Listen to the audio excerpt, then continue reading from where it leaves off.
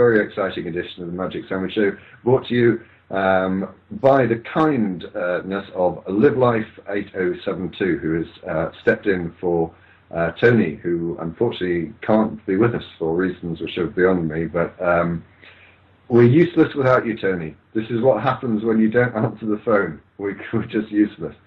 It's a huge pleasure to welcome the three main backbones of the Magic Sandwich Show, Mr. Aronra, Thunderfoot, and Concordance. Welcome, everyone. How are you all doing today? We're going to start off with a sad tale. Both Thunderfoot and Concordance this week have been somewhat unwell and suffering. And in the warm-up to the show, we were talking about antibiotics. And I'm going to kick off with this because it seems to be somewhat topical, I think. We're in danger, are we not, of running out of antibiotics? And if we do, we're in a bit of a problem. Concordance, let's go to you well, Thunder, you wanted to go first. Explain what the situation is and why we might have difficulties. We're not running out of antibiotics. We're just running the risk that they might not be effective for much longer. Now that I'll pass over to Concordance. Yeah, so we have really, I think, 6 antibiotics that form the core of our antibiotic line. And they're families, there's the ampicillin family, for example, the rifampin family. And we've been using them so much since their development for so many reasons. Yeah, I don't know if you guys know, but most cows and chickens and pigs are fed antibiotics as a growth booster. We use antibiotics now, finding out they're incredibly effective against certain cancers. I don't know why my dyno doesn't want to stay on. We're using them for so many things, and now we're seeing the creation of these antibiotic-resistant strains, which is a natural, course of evolution. We're overusing them and underusing them at the same time. We're not using them enough to treat the full infection. You get these emergence of resistant strains. But the big deal is that there are now very common pathogens which are resistant to all of those 6 families of antibiotics. And that means when people are infected with these, Staphylococcus aureus is the classic one, in the course of, say, a surgical recovery room, their chances of dying are very high. If someone develops a flesh-eating, necrotic bacterial infection, all we can do is sit back and hope for the best and cut away the tissue as it becomes necrotic. So this is a very scary thing. It could really result in a change in the way we view healthcare and how we manage healthcare and how we manage chronic diseases. And there's not a strong pipeline of new antibiotics. And there's some discussion going on within the field of therapeutics and diagnostics, about whether or not we should fund this, make it like a moonshot type initiative where we develop at least 3 new antibiotics and keep them on strategic reserve. There are some antibiotics which are currently marked as strategic reserve antibiotics. One of them I know for a fact is a sulfa drug, which was released in the 50s and then recalled in the 60s. It's just being sat on by the military for the simple reason that if we ever do get some sort of a mass infection, like a Spanish influenza 1917 type strain, but for bacteria that becomes pandemic, we would have something we could treat our troops to maintain stability in the country. So the idea is, what if we had a giant nationalized pipeline, and these would be the strategic reserve antibiotics? Of course, I will obtain for all my viewers a special stock, which I'll distribute in the case of the zombie apocalypse or the bacterial apocalypse or whatever it's going to be. It's just another benefit of being a viewer. DPR? Yeah, thank you. I want to take a step back there because I'm sure the audience are well educated in these matters, but I'm not. I'm very ignorant. Help me out. What exactly do antibiotics do? What are they aimed at? And I think here I'm asking for an explanation of the difference between germs and viruses, or virum, I think. Talk to me as if I'm very stupid, because I am. Give me a starter course. We really should talk about antimicrobials or antibacterials. well, mostly we're talking about antibacterials. There are antiviral drugs, but we rarely call them antibiotics. Because viruses really aren't alive. Antiviral drugs are distinctive. We'll set those aside for the minute. Antibacterial drugs mostly interfere in the normal development of specific or broad-scale bacterial functions. So things like, for example, the ability of the bacteria to make a protein. And we're talking bacteria, of course, are the germs that we're talking about, usually things like Staphylococcus aureus or various Streptococcus species or Listeria. Anyway, antibiotics are basically specifically interfere with things that bacteria do normally, that things that our cells don't do, and that's what differentiates them really from something we would just strictly call chemotherapy. You know, chemotherapy is just a poison. It poisons us, it poisons the bacteria, and there are some chemotherapeutic approaches to treating bacterial infections. But in general, we're talking about blocking ribosomal translation or blocking cell division in bacteria or throwing drugs at bacteria that prevent them from doing something they need to do to divide and grow and metabolize. Yeah, that's kind of it. Yeah, I mean, so the bottom line is there aren't actually a lot of the metabolic pathways between bacteria and us are the same. So obviously if you block these, you kill the host as well as the bacteria. So like Concordance was saying, you need these pathways that are essentially unique to the bacteria. This is also how the insecticides work. You need a unique pathway to the bacteria, say, for instance, and then you can block that and you can kill off the bacteria without killing off the host. Problem comes, of course, is that when there is a significant evolutionary pressure or significant selective pressure to things that can sort of create workarounds for these pathways that you used to be able to block very efficiently, you start getting these genes in the gene pool, and once they're out there, once you start using the antibiotics again, it's only a matter of time before those genes become more that they are seen more frequently in the gene pool. That sound about right, Concordance? Yeah. The one thing I might add is that even sort of understanding the differences between a bacterial cell and a human cell, it's still very hard to find compounds which bind only one but not the other.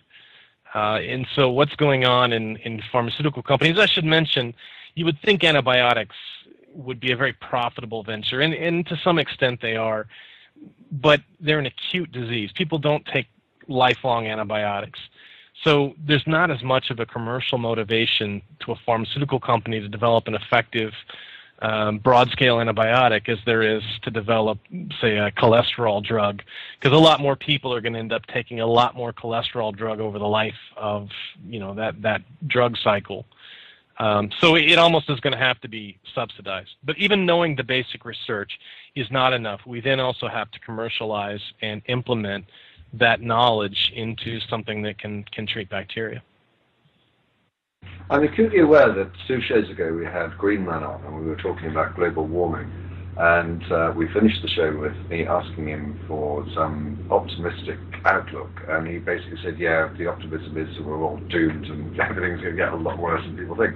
I have a horrible feeling that this is going to be one of the most depressing shows if we don't give some comfort and optimism to the viewers. I mean, how serious are we looking? Is it something that could be solved if there was the will to do so? Yeah, of course. It'll come down to A, money, and B, policy. The science is there. The scientists kind of have a pretty good, clear picture of what is needed. It's just that it has to be done on a scale that is currently not possible. And you have to motivate people. There has to be some reason for them to do it. And it's something that microbiologists talk a lot about, especially epidemiological microbiologists, is how are we going to deal with the rise of MRSA which is the multi-drug resistant or methicillin resistant Staphylococcus aureus problem, where a good 60 to 80% of all infections are community-acquired MRSA, which means that you go to the hospital, there's a pretty good chance you're going to get it. And that means that our mortality rate is really going to go up, and hospitals are going to become more of a hindrance or a harm than they are a benefit.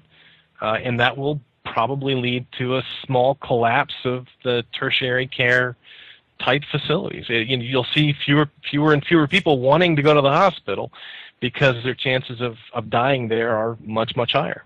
Particularly for anything surgical. Your message is more frightening than the fact that for once your dinosaur has slipped. Yeah, it doesn't want to stay on. You for what you are. Yeah. But let me just say, DPR. Yeah, one of the reasons we started talking about this is both Concordance and I have been on the antibiotics this week, and for me there was this. So for me, I've not actually had antibiotics since I had my appendix out. That was probably going on for a decade ago now. Before then, I can't remember the last time I was really sick like I was this time. And there was this really gnarly bit where it was getting worse, worse, worse. You start taking the antibiotics, it got much better, and then it got much worse again. And there comes this point where all of a sudden you can be looking at essentially death within a couple of days, because if the antibiotics aren't there, now the infections that we had are unlikely to have gone that way. But you are all of a sudden presented with being almost completely helpless against a bacterial infection, and just the thought of it, when you actually have a bacterial infection, how should I say, brings the whole thing into a fairly sharp perspective. It does, and I've been in, like yourself, certain stages. Fortunately, only a couple where I was very close to death, and had it not been for the wonderful medical service that I received, I undoubtedly wouldn't be here now. But is it correct, perhaps, to say that the problem with antibiotics is the fact that bacteria are evolving? Now, this isn't proof of evolution, of course, because it's still the same kind. Isn't it? Bacteria. Right. Bacteria. Well, no. It's even worse than that, DPR. They are still bacteria. Right. Yeah, and I opened a can of peanut butter the other day. I opened a can of peanut butter the other day, and a Stegosaurus came out. So that was proof of evolution. Yeah. No. It wasn't proof of evolution, because there wasn't a male Stegosaurus and a female Stegosaurus. Yeah, and it was blind, too. It had no eyes. On that note, shall we invite, I hope he's still with us, Aaron, are you with us? Yeah, I'm here. I'm trying to figure out why the video won't work on this. It says it's not available yet. You look much prettier without the video, Aaron, trust me. Yeah. But whilst you're trying to fix it, perhaps you can tell us a little bit about what you'll be doing, I think, next weekend, and what your speech is about. I think that could be a good segue into a new topic. Well, I don't have anything to do next weekend, but I'm glad you asked anyway, because I'm kind of proud of the fact that I have nothing to do next weekend. You fibbed to me. You're giving a speech in a couple of weekends' time. In a couple of weeks, yeah. I'm giving a speech in Canada. Right, let's talk about that then and stop being difficult. I wanted to talk about the other thing. Oh, what's the other thing? The thing I was supposed to be... What? What's the other thing? You're cutting out. You just talk to us about what the other thing is. All right. There was apparently this high school out in East Texas somewhere that wanted to have me come and do my first formal one-on-one debate, with a live audience and everything. And initially, the reports that I got was that there was a lot of interest in it. It was going to be a class project during school hours, but there was a bunch of parents and teachers. And this is an East Texas town where they teach that dinosaurs never existed, and among other things. And they wanted to have a lot of the community involved. So they made it an after-school event. I was told that there were 3 different ministers that were vying for who was going to be the one to debate me. And then apparently they looked me up. And then the next report I got was that all 3 ministers had dropped out.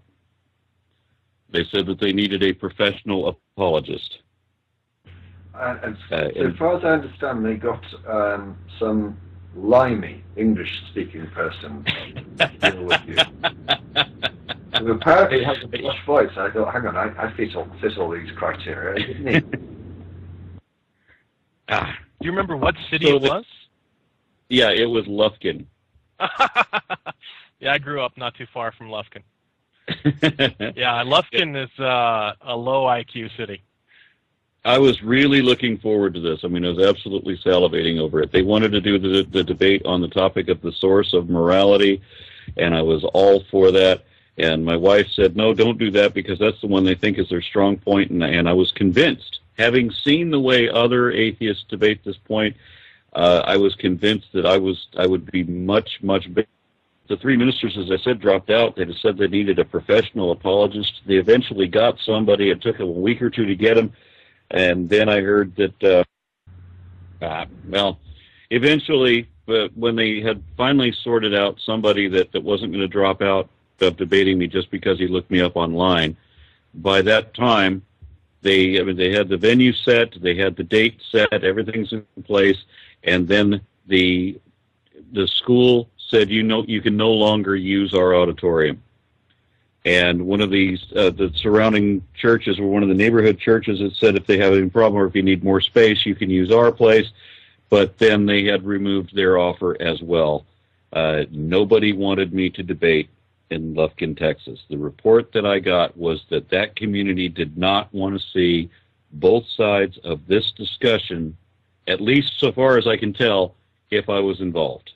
I want Concordance to explain. I think it's the most wonderful expression I've heard in a while.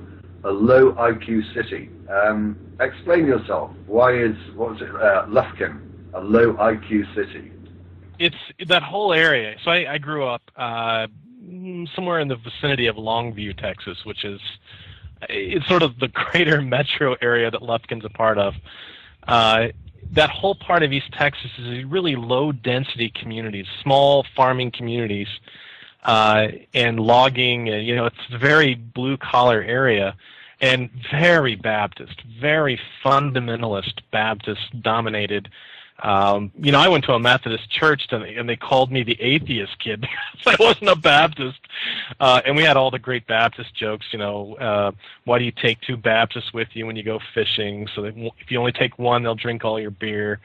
Why don't Baptists have sex? It's too close to dancing. Anyway, Lufkin is one of these really small little farming towns that's overgrown itself, but it's not really one town. It's a bunch of little, mobile homes and farmhouses all sort of gathered together to put together a school system. But it's small enough that it's like they have 2 schools. They have the lower school and upper school. And so for 1st through 6th grade, you go to the lower school. And then from 7th to senior year, 12th grade, you go to the upper school. But it's just, it's a farming mentality. And they're so far away. They're so isolated. We call it the piney curtain because the pine trees block your view of the rest of the world. Even blocks like radio signals. We didn't get good reception. Dallas is not that far away, which is it's a very metro type city. But that was all 3.5 hours away by car, and so it's a very provincial, very isolated community of small farming communities. There's no sense of anything outside of that isolated little area. I have to say that of all the times I've had conversations with you and listened to you speaking and watching your videos, I have never known you to be so bigoted. I want to put out an invitation to anyone from Lufkin who may be watching now, or indeed anyone at all who may be watching. I don't think they've gotten the internet yet. I don't know how they'd have to... No, that's just cheap.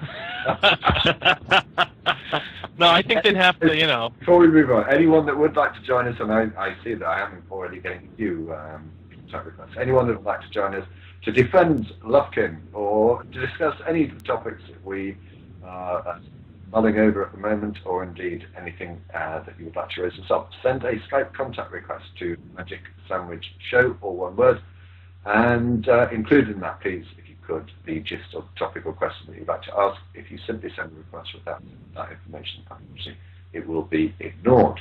And as I say, I looks as if I've got quite a few contact requests, so we'll get on to callers shortly. But I sense by the body language, Thunderfoot has something to say. You do? That's how bad I am reading. Let's go to Aaron. All right. Well, I'm done with that. I mean, as you said, the week after that, I mean, this was going to be on the 10th was my debate. The week after that, I'm going to be giving the speech at Imagine No Religion 3 in Kamloops, Canada, and I'm looking forward to that. And that's about all I can immediately foresee in my itinerary. Yuri, are you with us? Yeah, I'm with you. Hi. Hi, thanks for taking me on. My first question is a bit sort of rooted in politics as well as atheism, but it is essentially, will atheism ever be as big as religion is currently? Can I go first on this before I invite the panel? Actually, let me put it, in certain places in the world it already is. Well, yeah, that's true. I mean, the reason why I say it's linked into politics is because just look at the past, what is it, nearly 100 years of communism. But that doesn't necessarily mean atheism has to use communism as its cart or way of becoming popular, if you see what I mean. Can it be? I'm telling you, Wait, hold on a moment. There's a huge difference between communism, which is a political idea, and atheism, which is simply a lack of belief in a god of gods. I do not think that you can in any way equate atheism with a political... No, I'm not trying to... Right, they're not even related. They're not even related. It was part about of... atheism plus. No, don't swear, Thunder. Yeah, there's... Carry on, Yuri. Yeah, sorry. Maybe I'm not defining myself very well. It's just a bit late. But I'm just saying it was a big part of it. And I certainly know I wouldn't be here sitting right now because my parents grew up in the USSR. I'm sure that's the reason why they were atheists. Sorry, just for clarification, you said it was a big part of it. I'm not understanding what you're saying. I'm saying that atheism was a big part of the communist ideology. Right. As in there wasn't any place for religion. But that doesn't necessarily mean I'm equating atheists now to communists. That's totally what I'm trying to do. Okay. I'm just saying it was an element of that. In the same way you could say Christianity is part of C of E, but it won't be the same in Catholicism or whatever. I'm probably not making myself very clear, but essentially it was a big part of it. Would someone like to comment on that? Was atheism... I don't even understand what's being said. I mean, first of all, atheism really is not an ideology. Because atheism includes, there are some religious beliefs that are atheistic. There are a range of political perspectives and philosophies that are atheistic. So there's no ideology here. What we're talking, all you're talking about with atheism is a lack of a belief in God. So is it to say that atheism will ever be bigger than religion? I'm thinking you mean, will there ever be a time when more people don't believe in gods than do? I should think so, yes. Yeah, that's essentially what I meant, to get to the point, yeah. And do you think that's something we can get in the near future? Say, even 100 years from now? Well, yes, I think within 100 years, yeah, I think there would be more people not believing in gods than do. Okay, fair enough. Anyone else got any comments on that? I don't really have anything to say on that. I've probably asked not the best question. But as well, another question I posted in my contract request was, do you think this will come about through secularism? as in secular movements we have now? I think that as people will walk away from the religion for a number of reasons. For me, science is important, but a lot of people walk away from religion not for that reason. Science is not as important as I would think it should be for a lot of people. Most of the people, statistically, who give up their faith do so because of the claims of religion driving them out. Generally, it is the hypocrisy or the implausibility of religious claims. Very often, it's the dishonesty of religious assertions that drive people out. I don't know. I think that you'll see an end to belief in God about as quickly as you'll see an end to political conservatism or, I don't know, anything like. Not because they're linked, just the same kinds of things. There are people who are afraid of change, who value traditional belief systems, traditional ways of doing things. And there always seems to be a spectrum of those kinds of opinions. And you may sway people, and the center may move. You know what I mean? What is conservative can be redefined a little bit. We've been honoring gay marriage for 20 years. 20 years from now, they may say, well, that's become an American value, and we value that. And it's the Tea Party is all about gay marriage. I think the center moves, but the spectrum remains. There will always be people who you and I will view as backwards or slow to adopt the change. I think that's going to be the same thing with people who accept a lack of belief as the norm. I think that's a big gap. Go ahead. Yeah, if I remember rightly, with a lot of the communist countries, forcing the religion underground didn't actually have that great of an impact. People were just religious, it's just they weren't organized religious.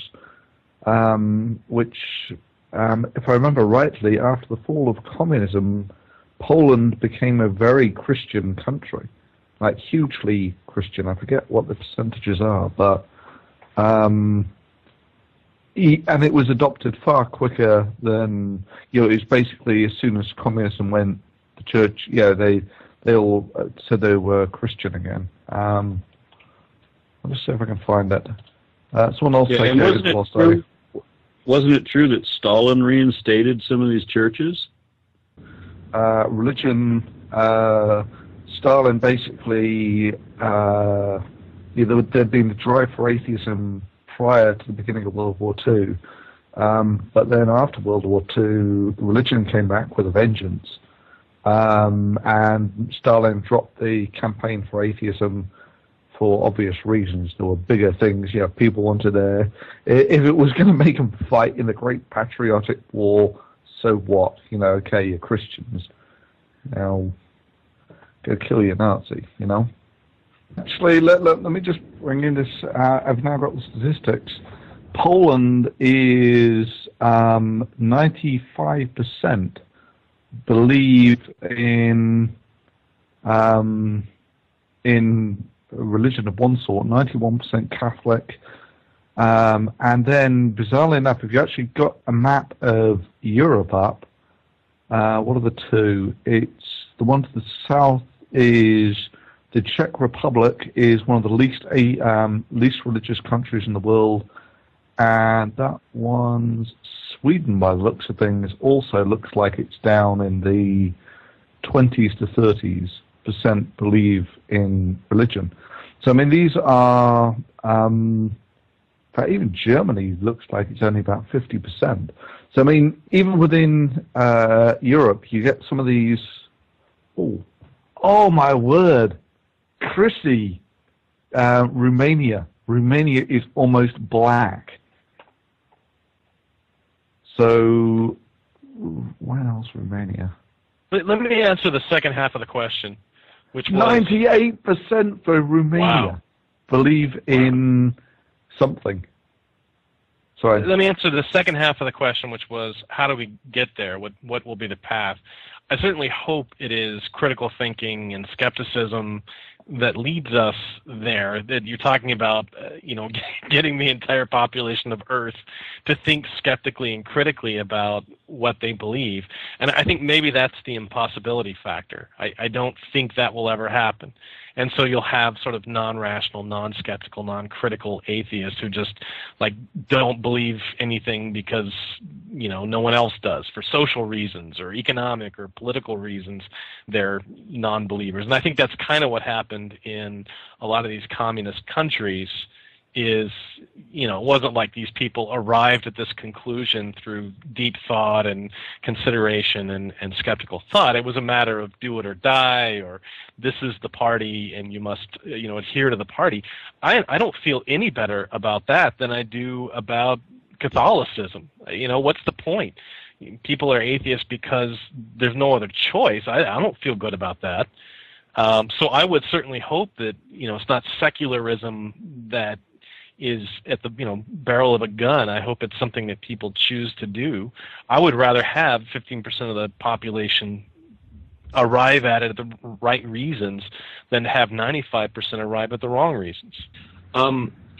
Just leading on from Thunder's point about sort of religion in post-communist countries, what I find hilarious and interesting at the same time is now that the Russian Communist Party is in fact it has an official religion as Russian Orthodox.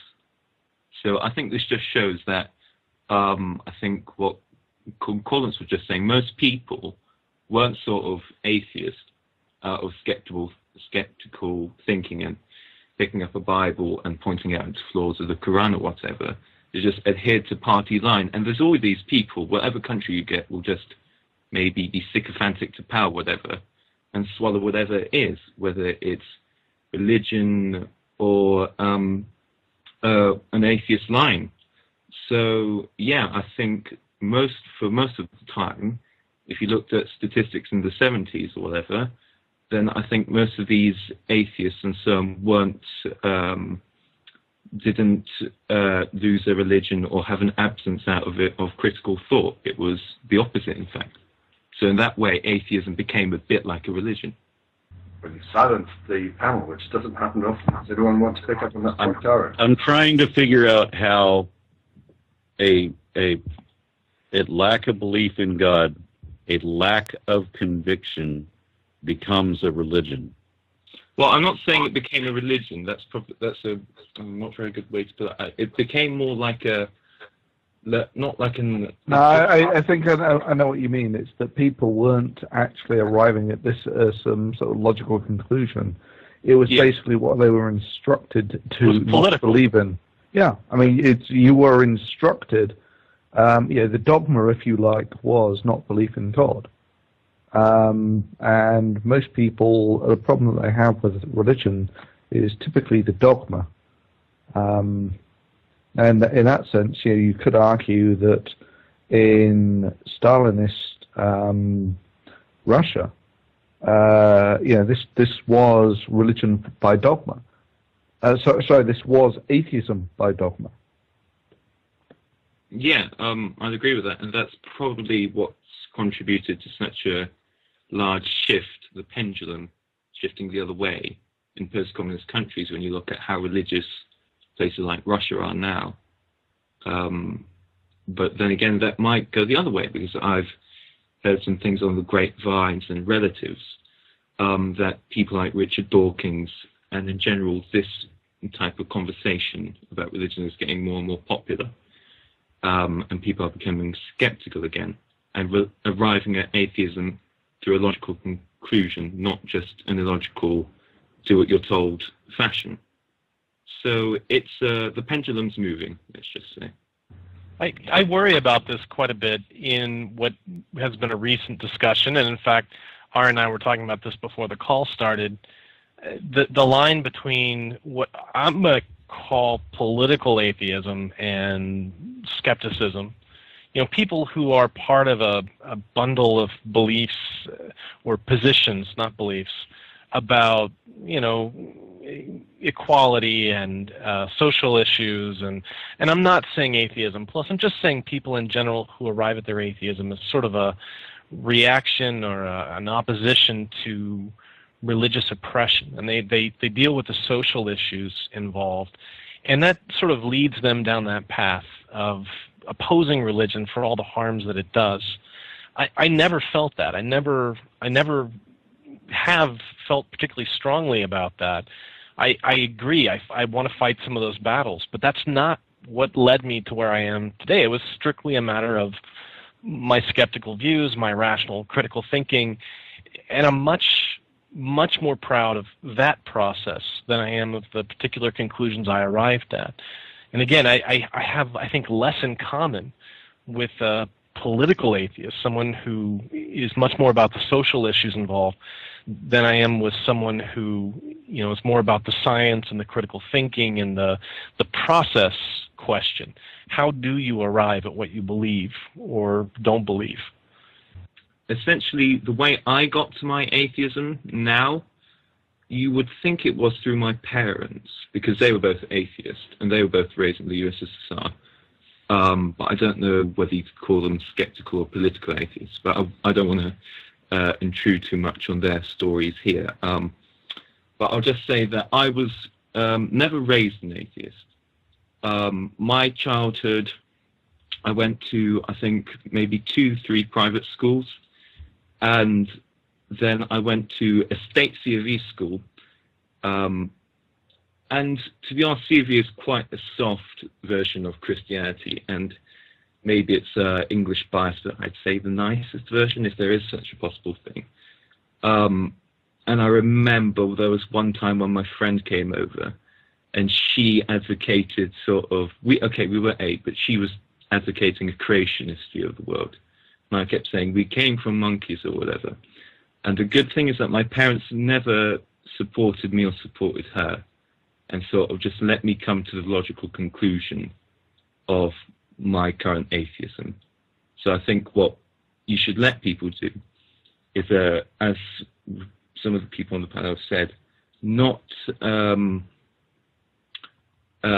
point it down the barrel of a gun, like sometimes in Soviet Russia, but neither let religion swagger around and trample upon people's rights and infringe them, essentially. So that's what I'm saying. Just, I think it is clear in time that you can logically arrive at atheism.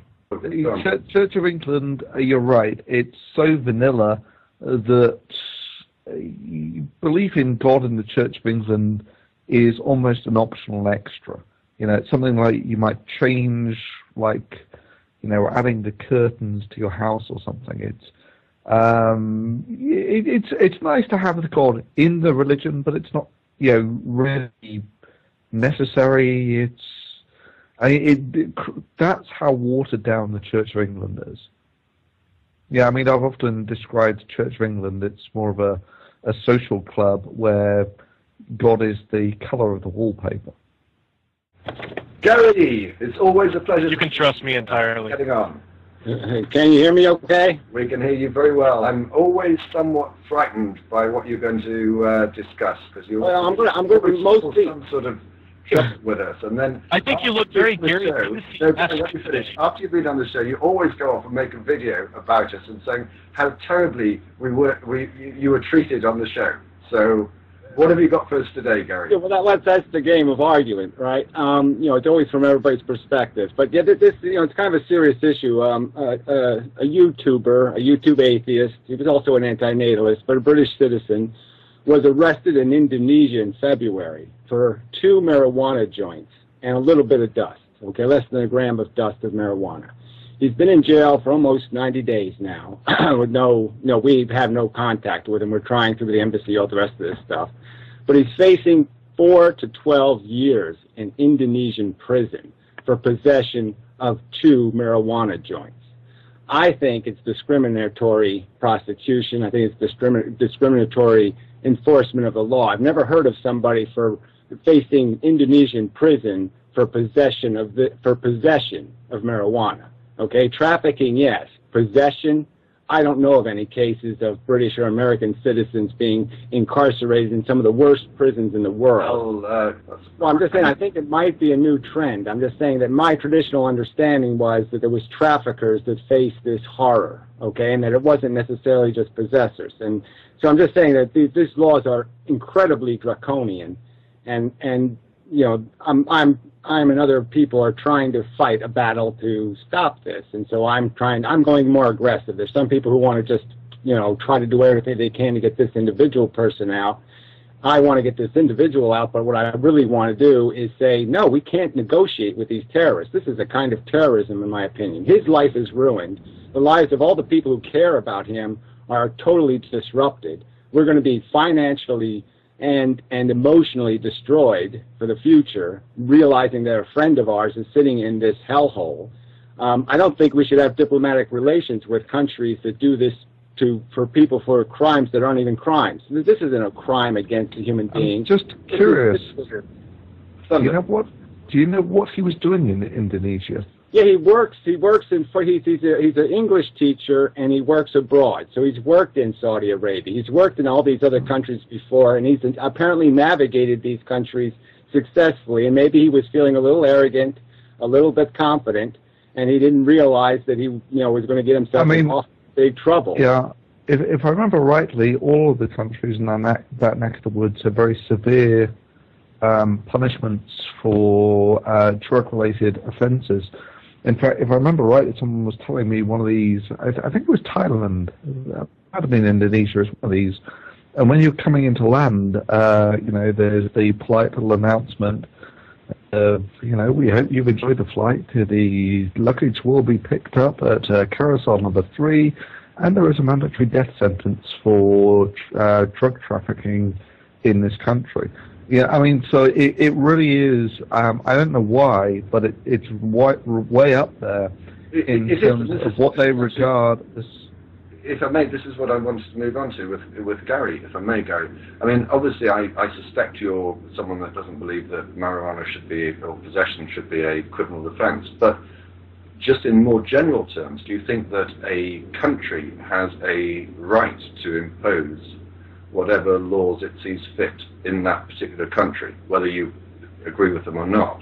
No, I mean, I don't think you could have a law that says it's okay to beat women or something. I think it would be rational for a civilized country to say we're not going to have relations with a country that says eats its children or does, you know, imprisons children for, you know, stealing candy and cuts their arms off or something. I mean, there's video in some of these countries of, you know, Iranians or something, like running over a child's arm because it got caught shoplifting. We shouldn't have diplomatic relations with uncivilized countries. We shouldn't do business with them. We shouldn't agree to shake their hand and have supper with them. We just shouldn't be exposed to this at all. This is like entrapment, right? I mean, we could all be guilty of making foolish mistakes, right? We all get drunk. We all do stupid shit. All right, so this could be I don't think you can say it's entrapment. I mean, it's not entrapment if he actually was in possession of it. And well, what I'm saying is it's entrapment in the sense that obviously the marijuana joints didn't cost $5 million. So obviously there's plenty of drugs in Indonesia. So people do use it socially, okay? It is an accessible drug in Indonesia. So what I'm saying is if you have a law, like say I'd make a jaywalking law, and I only kill 1 in a million jaywalkers, but I have a death sentence for jaywalking. Obviously everybody's going to be sucked in by, oh, they never enforced the law, it's okay to jaywalk, I'm going to be lucky. Everybody's going to think they're lucky. When everybody speeds, you know speeding is wrong, you know it's jeopardizing your life, but you still do it because you think, I'm going to get away with it. It's human nature. Just out of interest, would you draw the line with just marijuana, or would you include other drugs like LSD and cocaine in there? For possession, I would draw the line for possession of all these drugs that American citizens, civilized human beings, do not go to dungeons for possession or use of these drugs. So trafficking is another issue because you are exploiting people. Would you not want relations with political relations with a country that, say, has criminalized the ownership of cocaine? Criminalize the possession of cocaine? Yeah. Or trafficking. Again, I'm for it. I'm saying that you can hold a foreign national when they've done a real crime against your country. What I'm saying is somebody smoking 2 joints in their house, okay, is not a crime sufficient for you to persecute a civilized human being from a civilized country. You have to give them back to the country, okay, and let that country deal with that. Because that's not it's not enough of a crime. No, I mean, on that point, I certainly disagree with you. If you commit a crime in a country, it becomes, that is the society, if you like, that you've transgressed. I don't think that you then hand people back to another country to have their punishment. Well, I think for vice crime, I think that is totally appropriate. I don't think vice crime should be international, and especially when it's religiously based. I mean, this is an Islamic, not dictatorship, but an Islamic democracy. They've chosen to be this way, and they're applying religious law to people. And I'm saying, and I'm going to make the argument, look, they don't have 4 million people in jail. Obviously, they don't enforce this law very often, or they'd have more people in jail than we do. They have a population of 250 million people, okay, and they don't have anywhere near the number of people we have in jail. So what I'm saying is there's all kinds of opportunity for this law to be abused, for them to persecute people with this law by their choice. And what I'm saying is the fact that this guy is an outspoken atheist, the fact that he was an outspoken anti-religious, anti-natalist, might have something to do, and the fact that he doesn't work for Nike, he doesn't work for a big corporation, so he's not going to be protected by Nike, this might have everything to do with why this individual was chosen for this prosecution.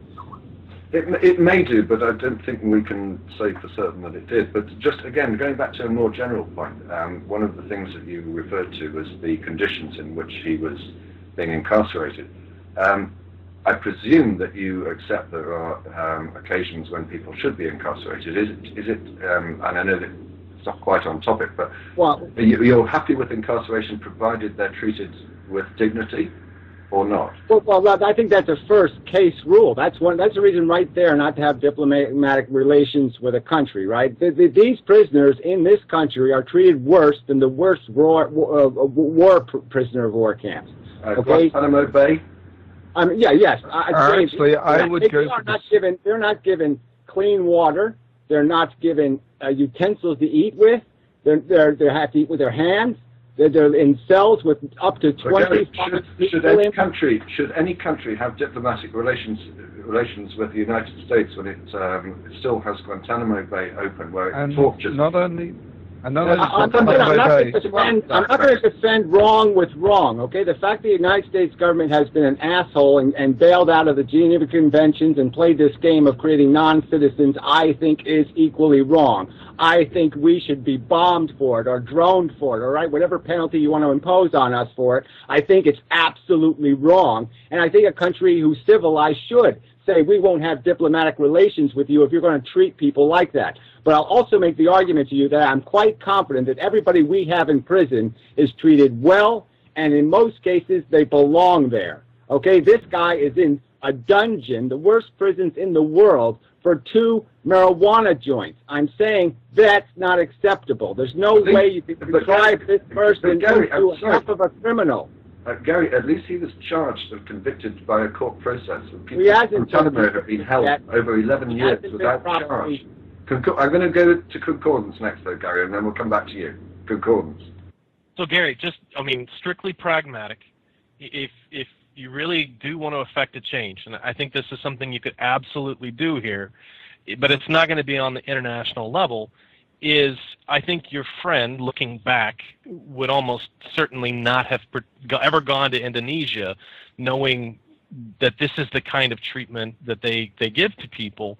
Maybe it is a matter of spreading the word to people who are English tutors. I mean, raise awareness, absolutely, and have it be a voluntary thing. Look, we're not coming to Indonesia. You know, we're not going to teach your people English, and that's going to put you at a disadvantage in the world. That's how change happens. I don't see any reason why we can't, as a world community, pressure people. I think you have to apply a whip or a carrot to change behavior, and Indonesia will not change its behavior unless we reward them for changing it or we punish them for not changing it. Well, that's exactly what Concordance is saying here, is apply a financial pressure by actually suggesting that people don't go to Indonesia. But yelling at the State Department, that's people don't go to Walmart. Okay, it's Right, a cheap right. vacation Yeah. destination. They think they're going to be safe. That's where I'm saying that this is sort of entrapment. This is sort of a circumstance where you lull people into a certain sense of they're in control and they're not in control. And in any minute, they're going to be completely out of control. And they're going to be as bewildered as anybody saying, why did I not realize this? Everybody told me these people were crazy. And now I find out they really are. I think you can understand this, though, Gary. Just, again, strictly pragmatically, you will be tilting at windmills if you try to go the State Department route. I think directly going to people who are planning on taking jobs in Indonesia, it would not be hard to find these people.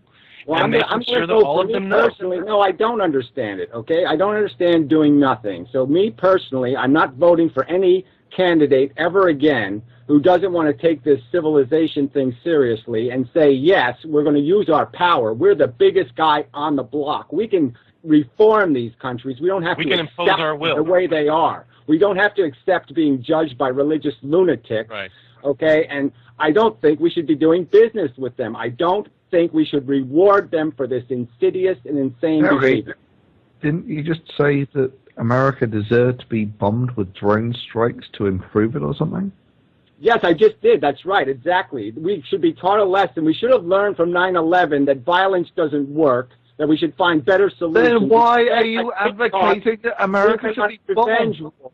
We went on a revenge war. Yeah, well, I'm saying that the only way you're going to, you can't change behavior without a carrot or a stick. I'm not going to say that 7,000 times. I'm just going to say that's the logic here. You either reward Indonesia for being more civilized, or you punish them for being uncivilized. But if you do nothing, nothing changes, and I think that is disgusting. I think just thinking about this man in this horrible prison, like I said, if you knew this individual, Derived Energy was his YouTube screen name. He's the most decent of decent human beings, and he's in the worst, absolute worst place you can be in, and being probably treated horribly, and I find that unacceptable.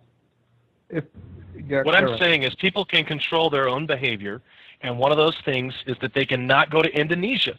If you inform them of what the law is, you take people and you give power. You know what, Gary, you're not going to be happy unless you are in a position where you can be angry and wrong. It's like the only thing that makes you happy in the world. I'm talking about a real solution to the problem here.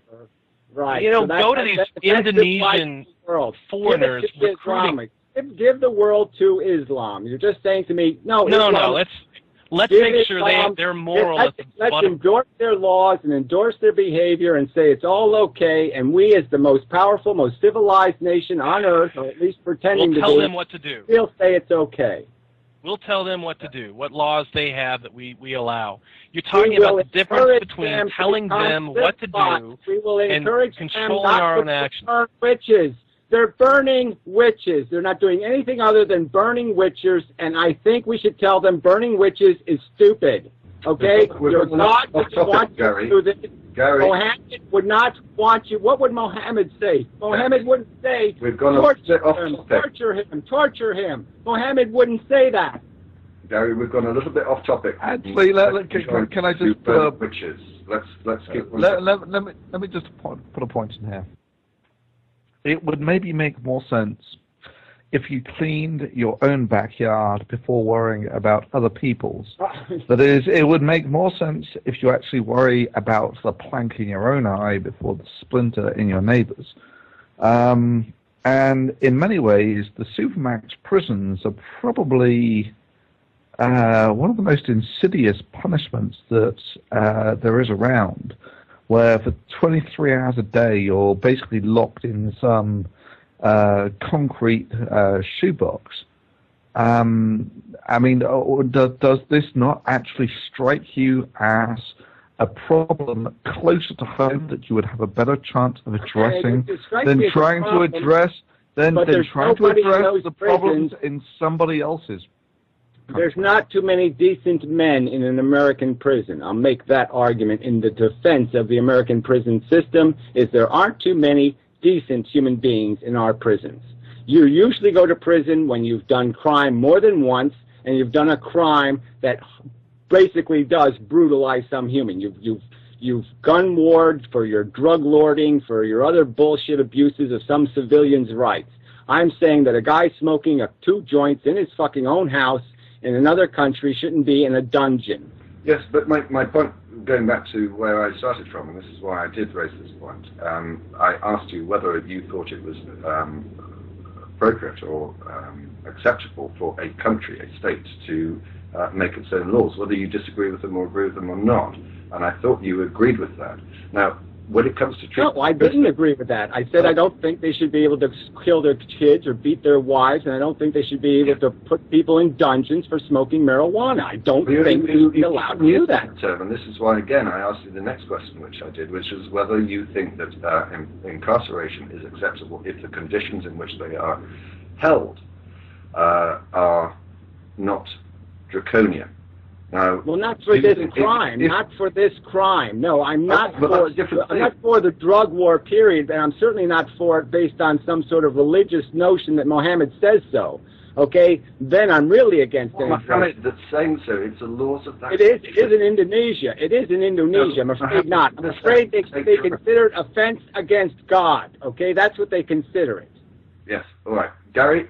I know that you'll make a video saying that you were treated incredibly badly. I'll give you the final word. Oh, I'm treated fine. I just think all of your opinions were disgusting. I think you're disgusting human beings, okay? I think you're debaucherous, disgusting bastards for justifying and defending a man being in goddamn dungeon prison for smoking a joint. Speaks the man who's sat happily by for the last 10 years with Guantanamo Bay. Disgusting human beings.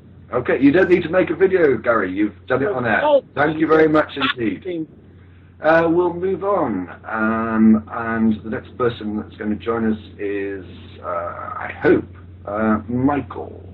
And whilst I'm bringing in, can I just again give thanks to LiveLife8072, who stepped in at the last minute to take up Tony's position and stream this. I know that we said we would do it on Ustream and Vaughan TV. Unfortunately, we weren't able to do that. But thank you very much, Joe, for stepping in and at least getting us up on Vaughan TV, which seems to be working quite well. Would always welcome your feedback. If you think that Vaughan is better than Ustream, send us a message either in the comments or through our website.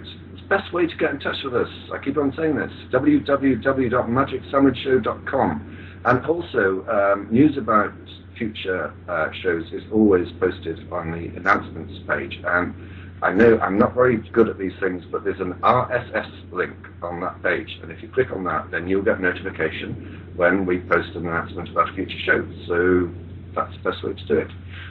Michael, are you with us? Yeah, I think so. Yeah. Hi. What have you got for us? Yeah. Have you ever seen Richard Dawkins' documentary, The Root of All Evil? Mm-hmm. Well, I'd just like to talk about Catholic faith schools in the UK and my experiences in them since I've just left one. Yes. Tell us. Right, well, Richard Dawkins, I felt, was making it out that Catholic faith schools are like this brainwashing environment, and they certainly are in the primary school. But I do think he rather misrepresented them in secondary, because I am an atheist, and I was able to be open about it in Catholic secondary school. And the RE lessons, they were less about brainwashing the kids. They were more about open discussion of all the issues. And a lot of times, I had a teacher called Mr. Hampton, and I'd often get into theological arguments, and nobody had a problem with it. So that's the first point I'd like to make. Okay. What do you have to respond about that? So that was the first point. You had another one. Oh, yeah. The second point is I was really rather wondering about... I'm rather confused about the American gun culture. As somebody who lives in Britain, I'm really rather confused about it, because there really isn't one over here. Nobody really cares about guns. Nobody really wants a gun. And two people from Texas with us, and we've also got Thunderfoot, who, with myself, had a debate with Aaron and David Smalley about this some months ago now. on dogma debates. I'll include a link to it if you want to hear that podcast. It's interesting times, but Thunder, and then go to Aaron, who's been very quiet. Thunder first. Bizarrely enough, the tightening up of the gun laws in England didn't lead to more, it wasn't the prelude to dictatorship. And one of the things that's always painted as in America is the government wants to take away your guns and then they can control you because they'll have all the guns. And strangely, that didn't happen in England or anywhere else in Europe. Aaron, over to you. All right. Once again, my position on guns is only that I don't support the idea of creating further laws for further restrictions. And I realize that a lot of the people that have guns have them for indefensible reasons, as far as my own opinion goes. But that's immaterial. It doesn't matter to me what their opinion is about why they want to have guns. If I want to have a gun because I want to go out and buy a particular collector's item, I should be able to go out and do so.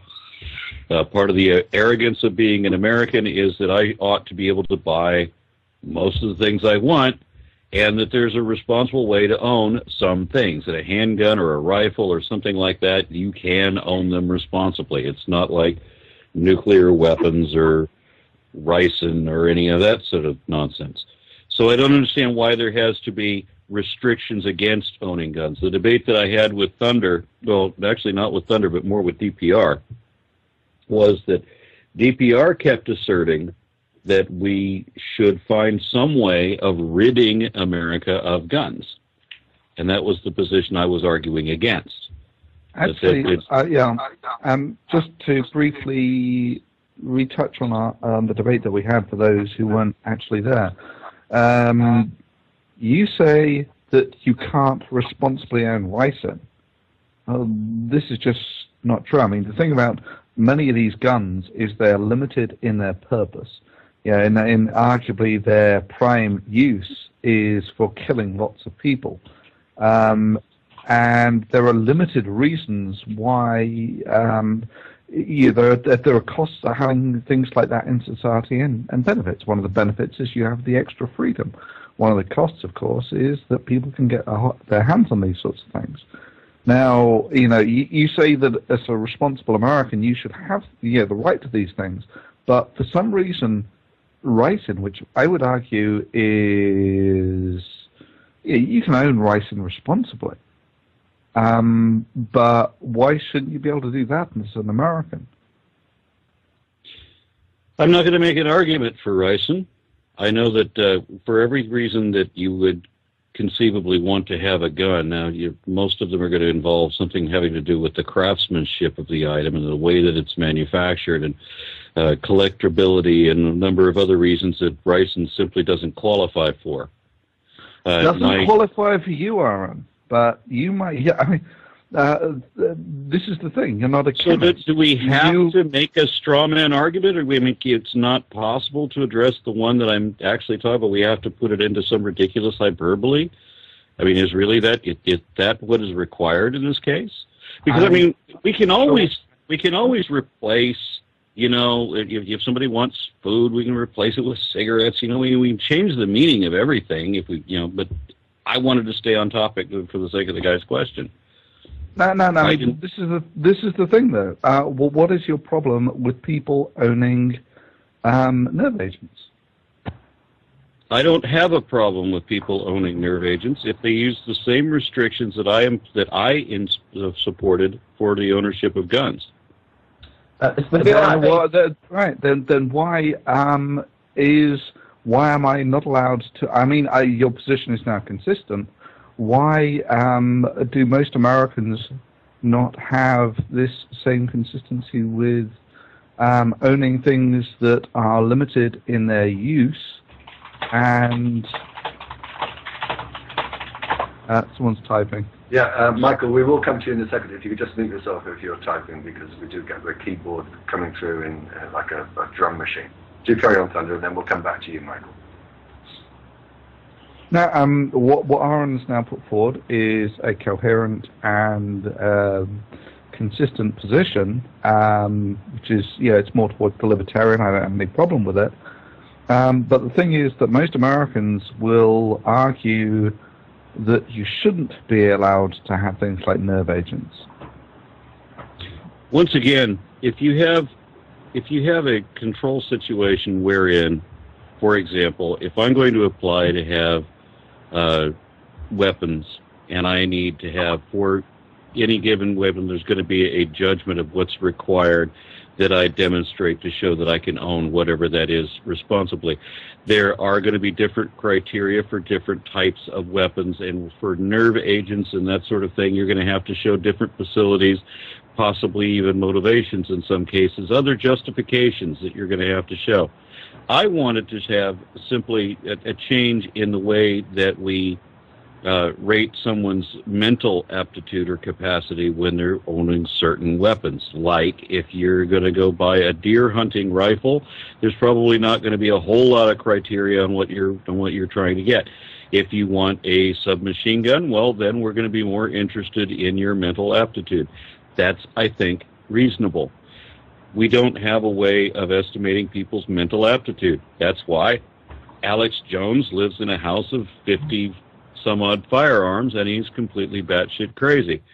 Most other places probably wouldn't allow that. Now, if that same person were to come up and ask for ricin, I think he'd get an extra raised eyebrow out of it, and I think there should be some more tests involved.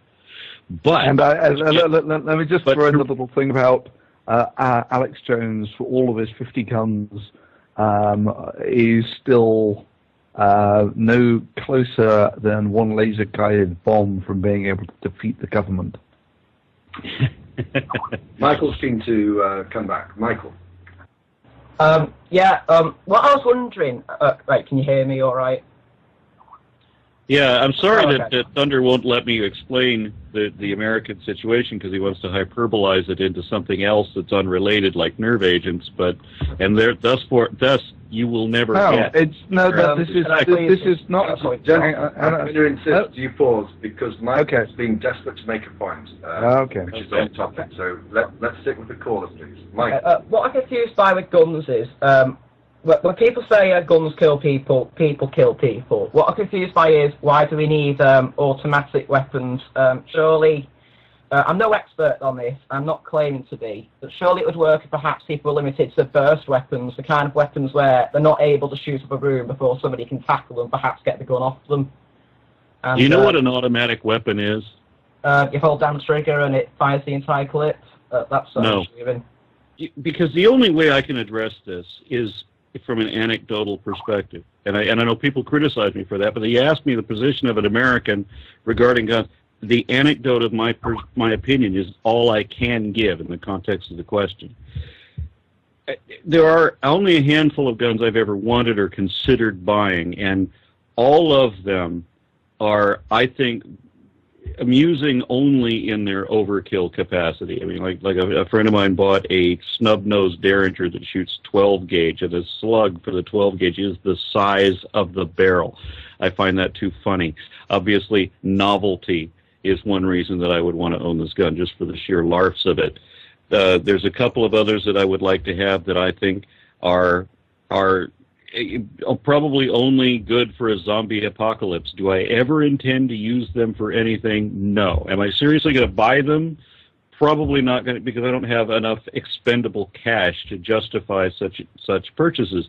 But there are some shotguns that shoot up to 14 rounds, and you can just squeeze off the trigger as fast as you like.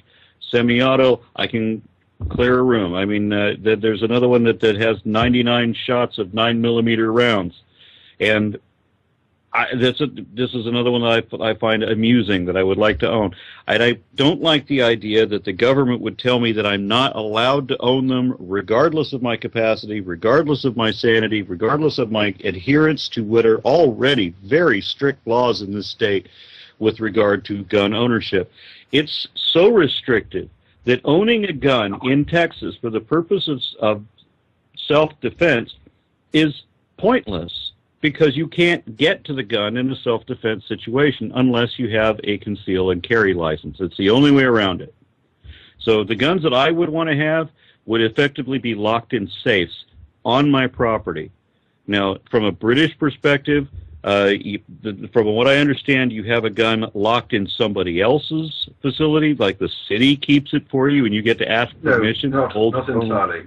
Okay. Some firearms you do, namely mainly revolvers and that sort of thing. Shotguns you can own, but if you store them at your own home, you have to store the ammunition in a separate lockable cabinet from the gun, and also, I think, also the stock as well. But I have a confession to make, Aaron. Interesting. I actually own a shotgun. It's actually kept in a secure cabinet about 300 miles away, and I haven't used it for over 20 years. But yeah, I do own a firearm, well, a shotgun, which is not actually the same thing. But we're going to go to concordance. He's been waiting very patiently. Concordance. Then we'll come. I mean, you guys know I've been working on this topic for a while now, and the poor video is languishing in script form. But I've done extensive academic reading on this topic, and I can tell you that you're all arguing the wrong topics. There's a fundamental disconnect in the dialogue, and that's what I hope to address with the videos. From 1776 to about 1960, the average number of guns owned by a household was a number less than one. Number of people who own guns was very, very small. When did we suddenly become awash in a sea of guns? And the good news is we're heading back away from that. You know, fewer people are owning more guns. So the gun nuts out there are buying more guns, but there are fewer gun nuts than there used to be. I tell you my own theory, based on what I'm reading, and it's not an outlandish theory, is the motivation behind the gun culture in America is fear. Fear of our neighbor, fear of crime, fear of, and I'll just come out with it, racial tension, racial violence. The rise of urbanization and the explosion of desegregation, the civil rights movement, sold more guns. And you know who got particularly excited about that? The gun manufacturers. So they hired Don Draper and the thousands of Don Draper-like marketing specialists to create the American gun culture, to create this image of the defiant Minuteman, the Minuteman revolutionary who was prepared at a moment's notice to run out and defend the nation against foreign invaders. In the 1940s, a couple of people took home their weapons from World War II. In the 1960s, a couple of people brought home their semi-autos, their 1917s, their handguns to protect themselves against the crime in the cities and the rising racial tension between groups. I don't see that in the history of a lot of other countries who were not actively having a civil war. I think America has been sitting on a simmer Cold War, if you will, where everyone's basically prepared at any moment to defend themselves from everyone else around them. People sitting, in a crowd are looking out of the corners of their eyes. Has that guy got a gun? And it's true in Texas here. Who knows who the next loony is going to be? That's the environment. That's the culture that we are living in. And for that, you need a gun. And you need a gun because the other guy might have a gun. We've built this mutually assured destruction, this détente of supreme firepower. And it was all built on marketing. And it was driven by the gun manufacturers. And they're still an incredible force. They back the NRA. You see the rise of the NRA at about the same time. This is not an accidental gun culture. It didn't grow organically because it didn't exist before the 1950s. So we're having the wrong discussion. Americans have always done it this way. We've always believed in the Second Amendment. That's not the case. I'm curious, Concordance, I know you've sort of like spotted that, but just in one sentence, what is if it was a title of debate, what is the discussion that we ought to be having? At what point did we let the marketing control us? Now, at this point, we can't change it. We're too far beyond. Too many people have it, and the fear has taken hold. But if everyone put down their guns, if everyone got rid of them, there would not be the drive to pick them back up. If the gun manufacturers had the power stripped away from them, we wouldn't be having this debate. If someone breaks into your house, you don't throw a hand grenade at them. It's what I call the hand grenade test. Why do you need a hand grenade? Because the other guy might have a hand grenade, right? But they're terrible weapons for self-defense because they blow shrapnel in all directions. They're completely worthless in tight corners. You can't hunt with them, right? So why do we need hand grenades? Well, we don't. We don't want hand grenades out there. But if there were a strong enough hand grenade group and they said, that guy on the street may have a hand grenade, do you have a hand grenade? Then yeah, we'd all be clamoring for the latest brand of hand grenade, right? Likewise, some of these guns are awesome and cool, and they market them with the idea that the guy walking down the street at you might have one of these. Do you have one of these?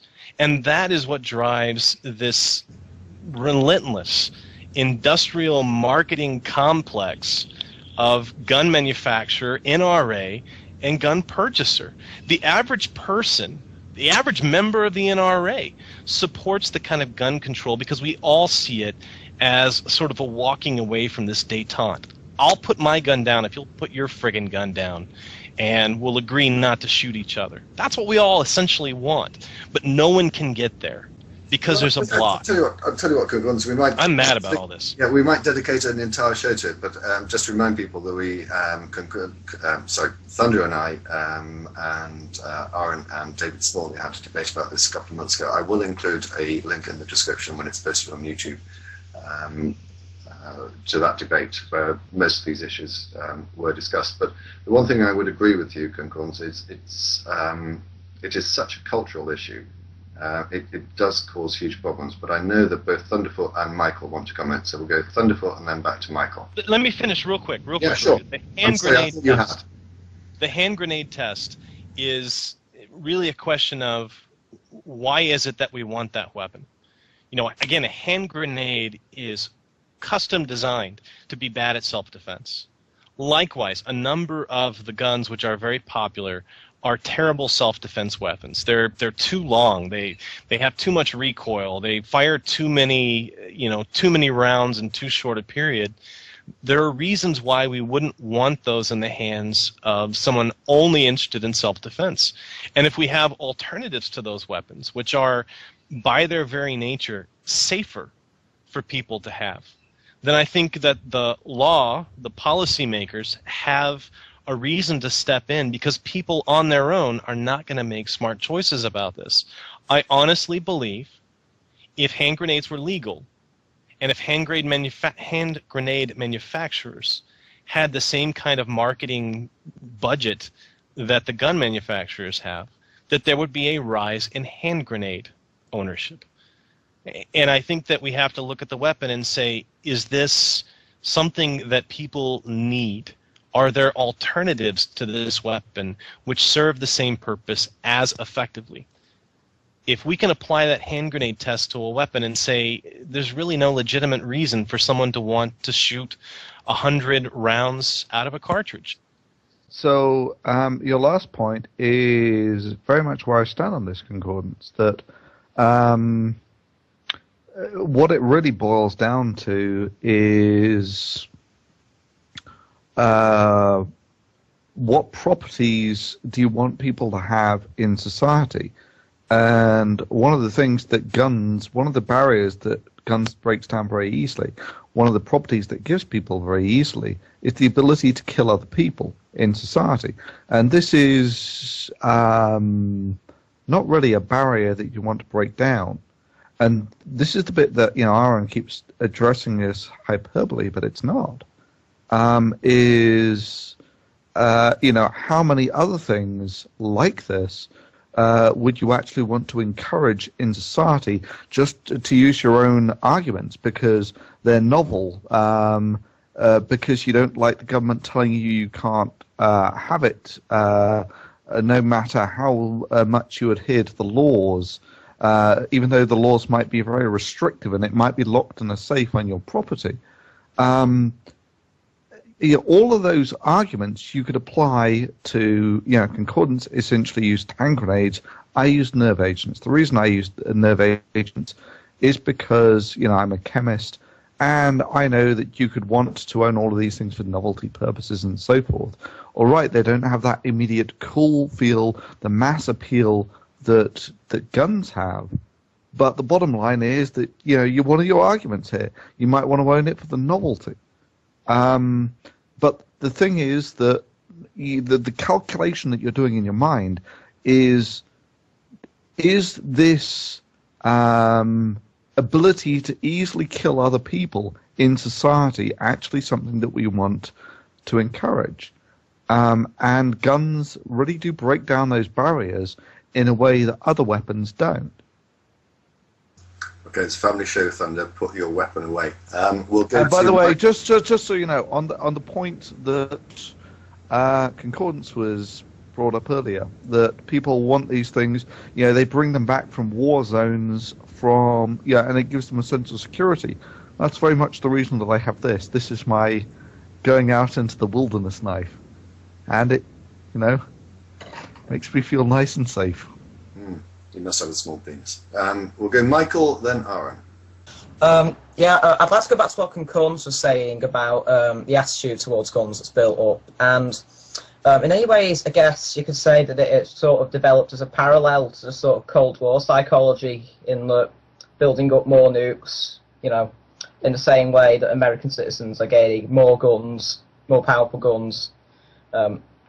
It's sort of like the prisoner's dilemma in that if everybody else gets rid of their gun and you have your gun, then you're capable of being completely safe. Yeah. But if they drop all their gun, if they keep their guns and you drop yours, you're going to get shot in the face and you won't be able to defend yourself. So it's sort of it's exactly the same as the Cold War, I think, in many ways. The gun control debate. You hear that exact verbiage, right? Which is sort of, if we outlaw guns, only outlaws will own guns, or some variation thereof. Or we criminalize guns, only criminals will own guns. That's the real concern. Is either no one has a gun or everyone has a gun, and that is very much, and I kid you not, a marketing effort. That is exactly what the gun manufacturers want the message to be, and their mouthpiece is the NRA, and the NRA is quite happy to advertise that, put it on bumper stickers and T-shirts and hats, and so pretty soon you've got a marketing force out there that is a true grassroots marketing organization. It's like they're like bronies. They're happy to market the product.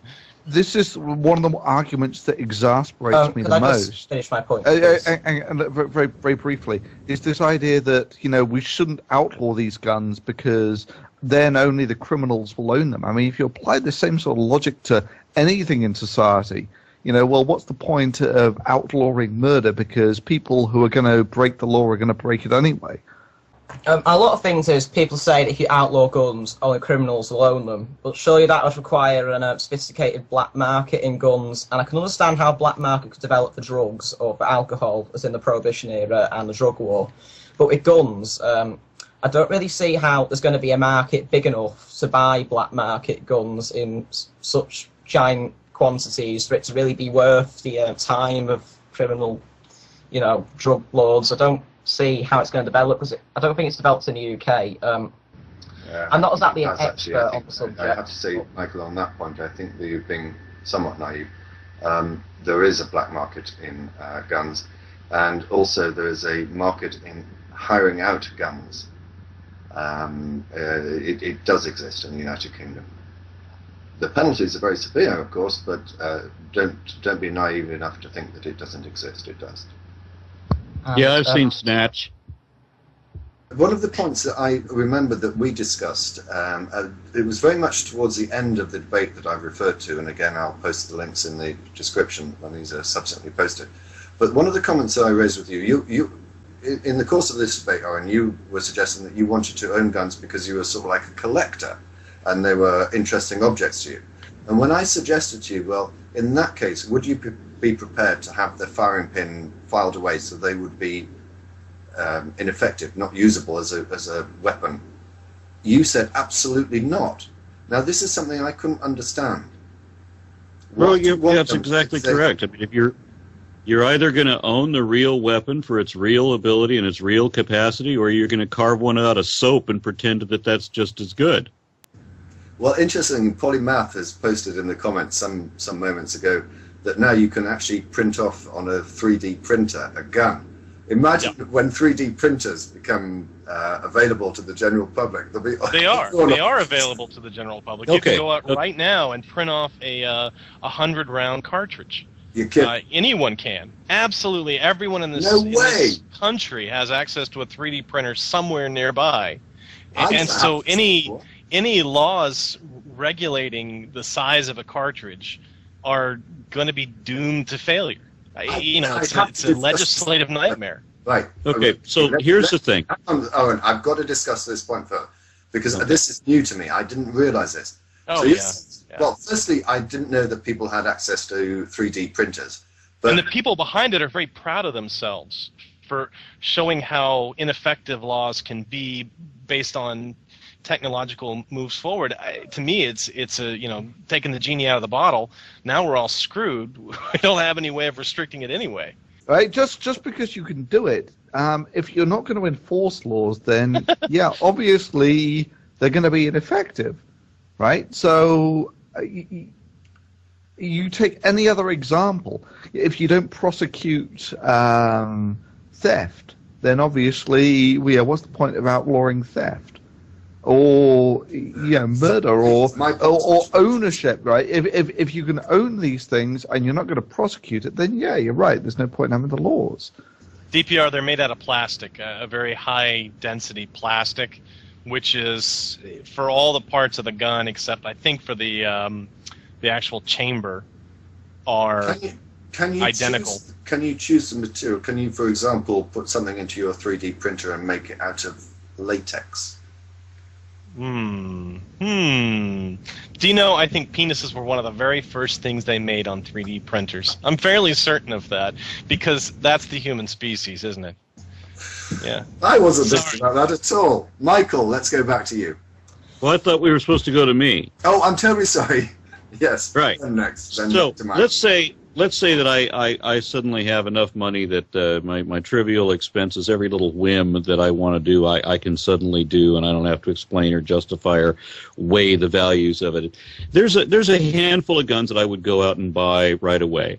And we were talking about DPR, you moving down to Austin, Texas. And if that were to happen, if I suddenly had a crap load of money, I'd certainly make it sure you could come down to Austin, and I would have these guns. They'd be brand new. I'd be excited about them. Let's come over, come to the range, and we're going to shoot these guns. And I've got my shotgun that shoots 14 rounds, and I've got my Calico M950, and it's got 99 rounds of 9mm. We've got an expert range down for the police to use, where we've got all kinds of the pop-up targets, just like they used in the Men in Black movie, and we can just have a grand old time. Oh, wait, I'm sorry. No, I'm sorry. I spent all this money, and I had something filed down, so it doesn't even fucking work. So I just wasted all my time. You're misrepresenting the point that I made in that debate. You were talking about collecting them as collectible items, antiques almost, not as functioning. There are some that could be. And also, don't get me wrong, I would have no problem whatsoever with going to a firing range or a shotgun, clay pigeon shooting, or whatever you want. But I'd be quite happy to leave those firearms in lockable cabinets at the firing range and go home, not have a gun at my home. So this is what I don't understand, why you have to have these items. They have to be functioning, and they could potentially kill people in your home. Because I don't want to leave my property in somebody else's locker off-site? That's ridiculous. So the first gun that I wanted to buy was I happened across this thing that was a beautiful collector's item from the Civil War. It was an old shotgun, double barrel, side by side, with the very curly hammers on it. And I looked at it, and I looked at the shape of the stock and all of this, and I realized, if you saw this barrel down an inch or so after the stock, and if you were to saw the main part of the stock off and just leave the handle, you'd have a perfect pirate pistol. And with a little bit of work, with a little bit of modification, I could turn this sawed-off shotgun into a 12-gauge pirate pistol with all the engravings and everything on it. Wouldn't that be beautiful? Now, of course, it's no good if it's not functioning. You can't legally have a sawed-off shotgun, but as I understand it, when you do something like this and you have the novelty of it, you can actually go explain the situation to a judge and get a permit to have that particular novelty item. So you can even have the illegal thing. So I can understand, I can even have the illegal gun as long as I explain the situation. I don't think that everybody need necessarily explain the situation. Why do they want to have a gun? I don't think we have to justify that, because then we have somebody else making the determination as to whether or not our reason is good enough. Now, I understand. Yes, that but your position is that you think that tests should be done on people as to whether they should or should not be allowed to have guns. So you are making that. I think. Well, it's not a test of the reason that they think they should have a gun. We're talking about the mental aptitude. That's another matter. And it's a broader matter. Okay. Now, see, one of the other things I want to add, well, if I got a chance. Yeah, please do, but then we'll go to Michael. Do carry on, Aaron. Okay. It's like, I don't respond. I really sincerely don't think that advertising actually works on me. I don't think that it ever has. And neither does the culture of fear. That doesn't work. I know everybody around me is terribly paranoid and terrified of everything from everybody. I just don't get it. I'm not a fearful person like everybody else is. At the same time, I remember when we brought do you remember the Triumph Spitfire? I mean, we got a hold of one of these in 1972. It had one carburetor. I'm wondering why is it so wussy? Why is it so wimpy? Why doesn't this car have any power? Well, the government wanted to underpower these sports cars, so they wouldn't let you have all four of the carburetors. They only let you have one carburetor on it because of the American standards for restriction and all these. This is a Triumph Spitfire. How powerful could it be? It just seemed wussy that they would cut things. If I'm going to buy the car, let me have the car the way that it was made, that I can use it however I want. Why put all these restrictions on it? Well, what justifiable reason do you have for having a car that goes 90 miles an hour when the national speed limit is 55? I don't need to give an explanation for that. I'm an American citizen, damn it, I don't have to. Michael. I'd like to have three questions, really, in reverse order of controversiality. Thunderthought, I saw your most recent video, and you were talking about how you were used to being clan gaming. And what I've noticed is that the NRA does have a habit of diverting gun control problems over to TV, movies, and video games. The second thing, Thunderthought, I do agree with you, but I do find the idea that the murder is, people do it anyway. But surely that is the same argument that people like me who are for drug legalization use. For drug legalization, it's difficult to enforce, and with guns, isn't that equally as difficult to enforce? So in a sense, perhaps it isn't worth the bother. So it always comes down to a cost benefits analysis. How much if you never actually commit to enforcing this, then to an extent, you're right. There's no point in having the law on the books, right? But conversely, to say that criminals will break the law anyway, therefore we shouldn't bother enforcing the law, is just a crazy argument. I know, but do a lot of people not say it's very difficult to enforce prohibition during the prohibition era? It was very difficult to enforce drug control, therefore we should... Can I say something about that real quick? I don't know how many people have this misconception that prohibition was a complete failure. The level of cirrhosis deaths, the level of average consumption dropped so precipitously. Now, you can say, oh, it created the mafia. Well, the mafia existed before then. The general public health impact and the way that people live was impacted. And the primary effect of prohibition was to destroy the liquor industry. And in that sense, it was incredibly successful. Whether you like it or not, it was an effective piece of legislation. The idea that we shouldn't have a law because it's hard to enforce or it's going to affect a lot of people is not a compelling reason to do anything. Whether or not we think it's a worthwhile cause is a good question, right? It's the reason why we should make laws, not whether or not they're difficult. Is it really the government's place to just stand there and say that if you don't do this, it will be bad, it will be good for your health, therefore we're going to ban it? So look, the government is people, right? These are not, we're not a tyranny. We're not a monarchy. People voted on these things. Enough people voted on, the temperance movement managed to get enough votes to get this thing passed. They didn't even have particularly. They were fighting financial interests the whole way. So the level of alcoholism pre-prohibition was not achieved again. The level of alcoholic beverage consumption pre-prohibition was not achieved again until the late 1970s. So for question from the chat: when was prohibition ended? Oh God, 1930 something. I have to look it up. I think it was 1934. 34, something like that. By Roosevelt during the beginning of the New Deal years, I think. But it was a long time, so it had a lasting impact, primarily on the industrial. Oh, so correct to me, it's 1933. So I'm sorry, I derailed. Go back. Go ahead, Michael. Yeah, as I was just saying, but during the Prohibition era, wasn't there essentially the alcohol that was being sold was low in quality since there was no regulation? So if we ban guns, won't the guns that are being sold, again, there'll be no regulation on those. So it'll be like light machine guns with multiple clips. I don't think that gun manufacture is something that the quality is something that you greatly have to worry about. Yeah, most people who it's manufacturing guns. No, that's is a not lot what I mean. harder. That's not what I mean.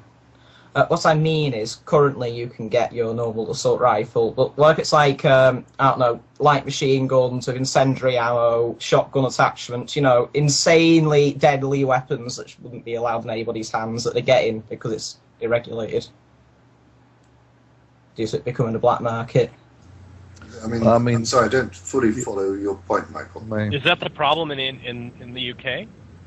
No, I guess actually the main problem in the UK is people have moved from gun crime to knife crime. There's a lot more people getting stabbed. It's mostly gangs. You're saying that the regulations in other parts of the world that restrict the ownership of guns have not resulted in a greater increase in black market dangerous weapons. I know. It's one of those cases where I don't actually. I'm sort of sometimes arguing against my own position to try and see if I'm correct. Sure. Yeah. Oh, yeah, I think that's the best. That's the best evidence. Thing to do. But let me just give you one fact: the rate of gun crime, and again, this is something that came up in the discussion that Aaron and others had I've mentioned before. 42 times the rate of homicide in America than in the United Kingdom by firearms. But on the other hand, what actually, I don't know if anybody knows what it is, but what is the actual amount of people who are actually shot in the US every year? Over 8,000 a year. And what percentage is that? Actually, it's about 30 if you include all gun deaths. Just homicides, if I remember rightly, it's about 15. If you take away gang shootouts from that, and if you just make it innocent civilians who aren't taking part in firefights, what would it be about then? Well, I've given you the figure, and I don't think it's particularly easy to redefine it in the terms that you're asking for. Yeah, people who didn't deserve to die, I think. No, I don't mean didn't deserve to die. 8,000. You raised an interesting question, though. So people in a gunfight. So this is something that, again, it's a point that I raised previously. Gang shootout. So again, if you're walking down the street and someone pulls a gun on you, you have a gun. You pull your gun. Now you're in a position where it's going to end badly. It can't end well. If someone pulled a gun on me, the fact that they did so would obviously not be something I wanted, but if they demanded my watch or my wallet or whatever, I would hand them over willingly. If I had a gun, or if anyone had a gun in that situation, as I say, it's likely to escalate into an unpleasant situation, is it not? Yeah, I just to answer Michael's question very specifically, I have seen the figures on that, and gang-related homicides do make up a large portion of gun-related homicides.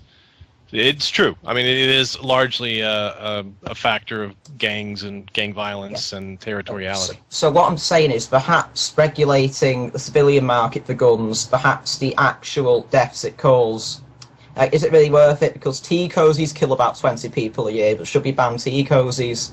Do they? Yeah, people like doing things he shouldn't doing things he shouldn't, I guess. You know the What the hell Michael, can you do that will kill you with a gun?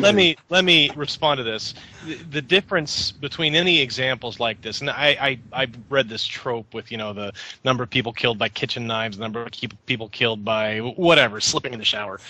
Those are all accidents. They're unintentional uses of those items. They're abuses of those items, or they're misuses.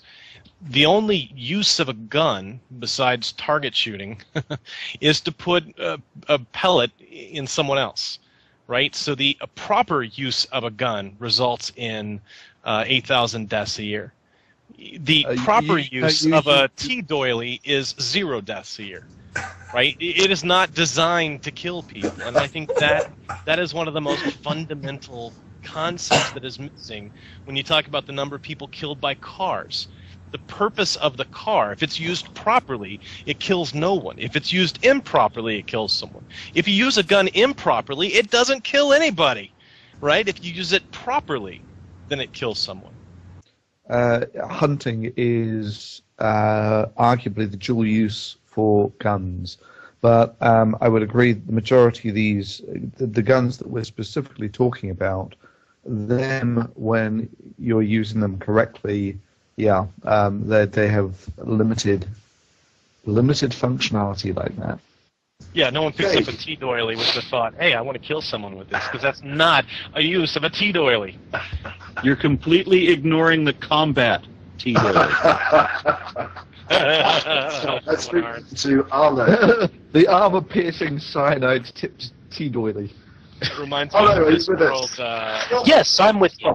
We're moving on to our next caller. Arlo, are you with us? Yeah, I'm with you. Hi, how are you doing?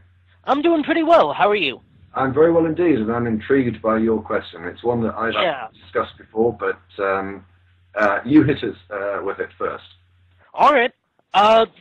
Just to let you know, I am basically an advocate for proper use of the sexual fetish known as zoophilia, or bestiality.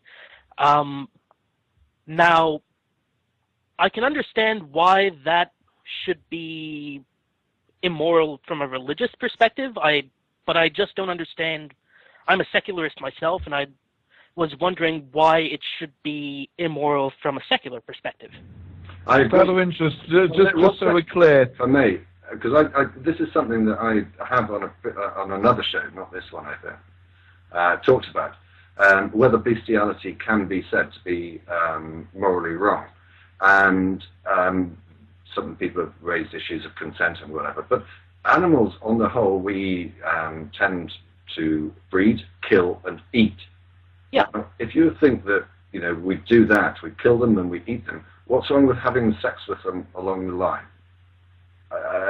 From a moral point of view, I can't see there's an obvious reason for saying that bestiality is wrong. Well, I would agree with you. Hold on. There we go. Yeah. That was a quick call. Oh.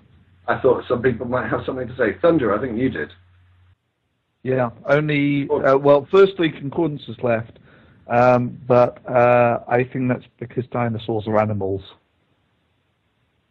So, That's funny. Yeah, I'm not being completely frivolous when I say that. I mean, we do, to a large degree, treat animals as we wish. We do breed them for our own purposes. We do slaughter them. We do. Well, yeah, I mean that would be probably the biggest argument, is that if you're you know, happy to experiment on them and happy to kill them, you know, and make them live in inhumane conditions. And like the meat market does. Just so you're clear, this is going to get so horribly quote-mined about the atheist's view on bestiality. I'm acutely aware of that, but don't worry, I'll edit it in such a way they won't be able to do it. But no, seriously. But there again, what have the religious got to say? I suppose there is something in Leviticus about you, an animal, not only that person has to be stoned to death, but the unfortunate animal, innocent as it may be or not, maybe the animal was sort of like encouraging the activity. The animal has to be put to death as well, which seems a little bit unnecessary, but I suppose it raises a more general point, doesn't it, about where we get morals from. And obviously I find it objectionable for a religious person to tell me that they get their morality from their good book or their particular faith, because normally that morality is twisted and perverted. But in a more general sense, you know, what makes something right or wrong? And I see Bored to Bits has now come online, so I might try and bring him into the conversation. I think it all depends on how rare you like your bacon.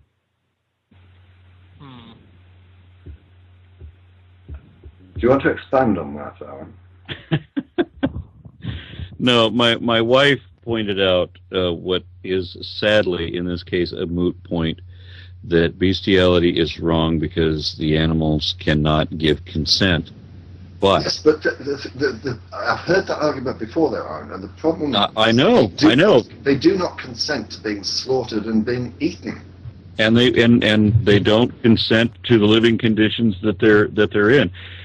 I think the issue of the morality or the inexcusability of bestiality is going to be entirely separate from our treatment of animals in other senses. I mean, we are inherently cruel to them, and it's a real pathetic thing. My stepdaughter is pescatarian in protest of the meat industry.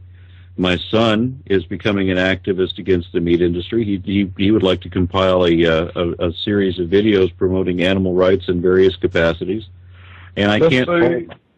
What's that? Just so you know, animal rights activists are the leading form of terrorism in America, I think. They're almost as much as everything else put together.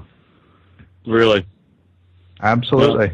Well, that doesn't, by necessity, mean that their motives are wrong, though, Thunder. Right. I'm acutely aware of, well, not acutely. No, I think the animals suffer for us, and I have to say that my attempts, the way in which I do it is I buy free-range eggs. I refuse to buy any other eggs, which is. And now, see, we do that.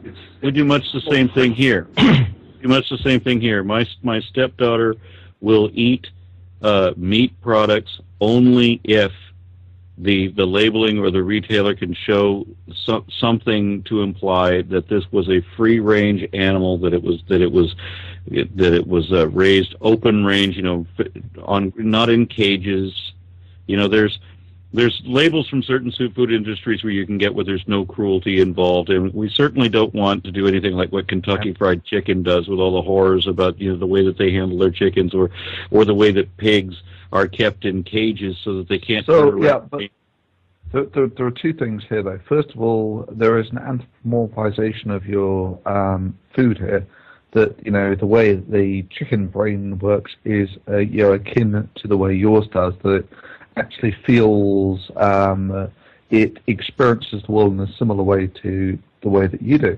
And the second one is, if you were to apply that sort of reasoning to, say, for instance, beef, this whole species wouldn't exist had it not been for years of contrived and selective breeding. In fact, you could say the same thing about the chicken.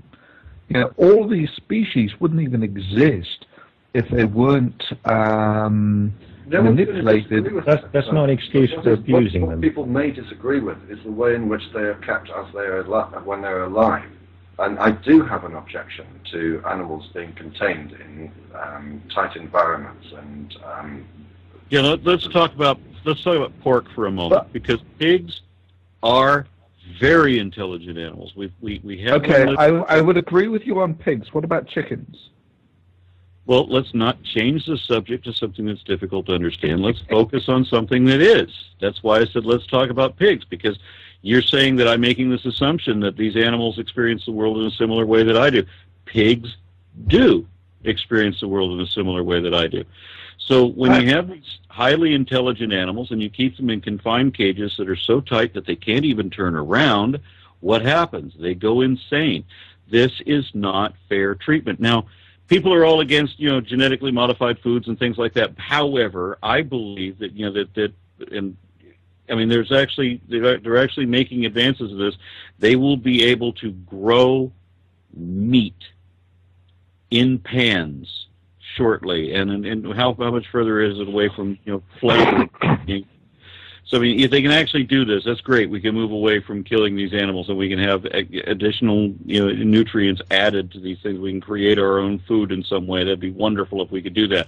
I don't like the barbarism that we have to put to animals. I don't like the idea of having to hunt wild animals either. But if you're going to keep animals for food purposes, at least you don't have to be cruel about it. You don't have to chop off the ends of the chickens' beaks, for example, when they're young, just so that they don't peck each other to death, and then you keep them in tiny cages where they can't move and they're walking on wire their whole lives. The one that I would especially agree with you with is pigs, and pork is the only, if you like, it's the only meat that I will specifically avoid. In that cows and sheep, as far as I know, don't have the same level of self-awareness, and arguably self-awareness is there is a hierarchy of these things. You don't feel an issue about keeping fish in cruel environments. No, but something that you and I may even want to dedicate an entire lobsters, say for instance. A lobster, you can sort of chop holes in their shell, stick probes into their protobrain, their ganglia, and just put something in front of them, and they're on autopilot. They'll just start eating away happily. Yeah, I was very interested in what Aaron was going to respond to, though. You said that it may be something that we might want to dedicate a show to and maybe we did years ago, but I don't think we explored it very deeply. The bias that we have, that obviously Thunderfoot and I share, whereas I love pork chops, I love bacon, I like pork sausage and pork ribs and all of that. However, the issue that I have with that is that I know from firsthand experience how intelligent pigs are, and that makes it harder for me to eat them.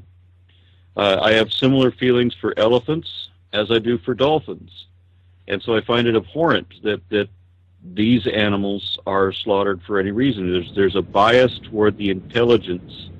This is what I was going to press you on, if I may, Aaron. Why is it that you've selected those particular species? Is it because you consider they have a greater sentience than... No, they do. I mean, elephants, hugely so. Elephants probably even have a sense of mortality and an awareness of death. Pigs, I don't think are that far along.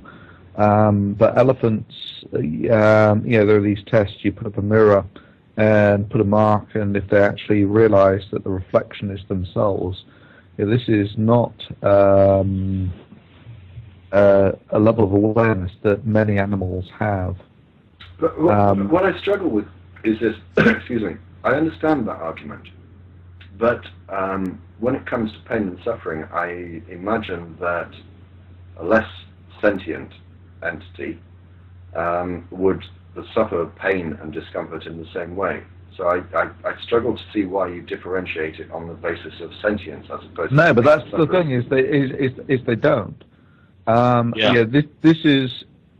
Yeah, you go. He's right.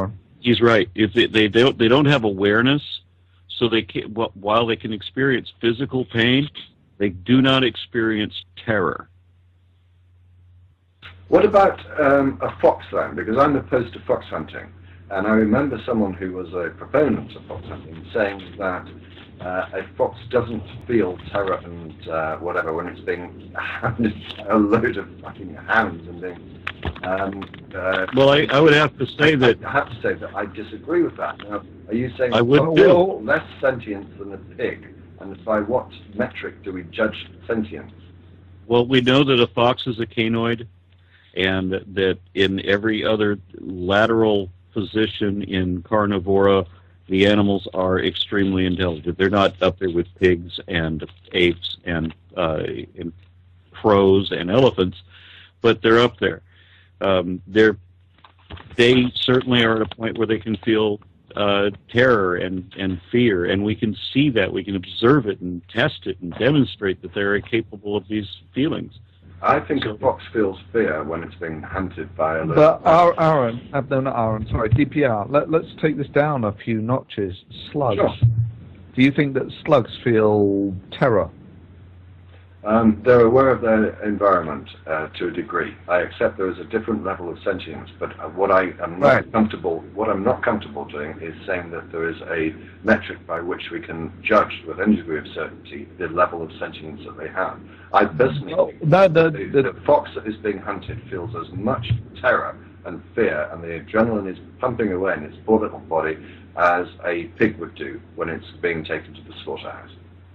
Well, actually, there you're quite wrong, because most slaughterhouses are designed so that they don't feel terror. Yeah, but you get my point. I don't think that there's any sensible way of differentiating the fear that a fox would have when it's being hunted and a pig could have. I don't know, because I don't know how you would measure this. But this is the thing, that there are, if you like, if you have no sense of mortality, you just have the sensation that you don't want to die. Is that a different level of fear? Yeah, if you don't have this sense, this advanced sense of self, you've got to be very careful that you don't project that sense of self that you have onto other animals and say that it feels the same way. But that seems to be what you are doing in relation to a pig, but you're saying that I can't do that in relation to a fox. Right, so there is, if you like, a hierarchy of these things. And how do we judge that hierarchy? By what metric? Right, so there are various levels. Do they have a sense of death? Do they actually appreciate... Well, how do you know whether a pig has a sense of death or not? You are projecting your views upon an animal. I can understand why, and there are reasons that you may come up with. There are a series of these things. Like, so for instance, elephants will actually mourn the death of... That's exactly the example I thought you would give, and you are projecting. You are right. Right. So you're right. That they've got an understanding of death, but you can't say for certain that they do. Nor can you say that a pig would, nor can you say that a fox would not. Well, yeah. If you've never observed any behaviour in foxes that could be equated to mourning, then you're obviously got a much weaker case than, for instance, for elephants when you do. You're projecting your views of an elephant. Well, all that you have... bones of a dead relative as mourning. Yeah, this is the thing, DPR. The only thing that you've actually got that'll give you insight into the animal's mind is either putting in a CT machine and observing it directly, or its behaviour. Yes. Okay. We agree on that. Board to Board was going to come and tell us why bestiality is morally wrong. Can you hear me? We can. Okay. Well, it wasn't bestiality. It's a general point that we've evolved to a level socially where it's our responsibility to not abuse animals in any way. We tend to abrogate a moral responsibility. Wait, whoa. What? You go any further? Why? Why do you say that? Well, why would you want to inflict unnecessary pain on any creature? How would that? Where would that rate you socially? If somebody said, "Oh, he's a really nice person," apart from the torturing of cats. If that were true, I'm not saying that it's necessarily a product of evolution. Why? I mean, no, I was talking about social evolution, not biological evolution. We've evolved far beyond biological evolution in society, haven't we? We like to think that we have. I'm not entirely sure that we... Well, we have. I mean, a society, morals and ethics, they are the veneer sitting over the top of our evolutionary imperatives, aren't they? We like to think that they are. arguably, a lot of the things that, the treatment of, say, the ethical treatment of animals, you could very well argue is a misfiring of an evolved behavior. There is nothing to be gained in an evolutionary sense by whether you treat animals well or not. And in fact, the way that one example that you might give of this is elephants. They treat each other fairly well, and they're very intelligent. But if you piss off an elephant, it'll kill you, and it'll do it without sort of apparently any sense of remorse or anything. I agree, but I mean, we're in a position where we no longer. It isn't the strongest survive. If you have an argument with somebody who's a physically smaller specimen than you, and you don't agree with them, you try to debate them. You don't pummel them to the ground and get them to roll on their back and submit to you. There's also a correlation of intelligence to fear, I think, in that you are going to be more compassionate as a mammal because you were raised in an initial state of dependence, and so you have a degree of empathy just by your surroundings. But then we also know that there's a physical component built into our brains, in the prefrontal lobes and in mirror neurons and so forth, that we have a degree of empathy for other animals. We are a social animal, as are elephants and dogs, so that we know the value of individuals beyond ourselves, and so we show compassion, and we know better than to just suddenly tear into somebody else's children, because they do some petty annoyance, because we know that that's not what's going to be in our best interest or theirs, and we're able to make a distinction between them.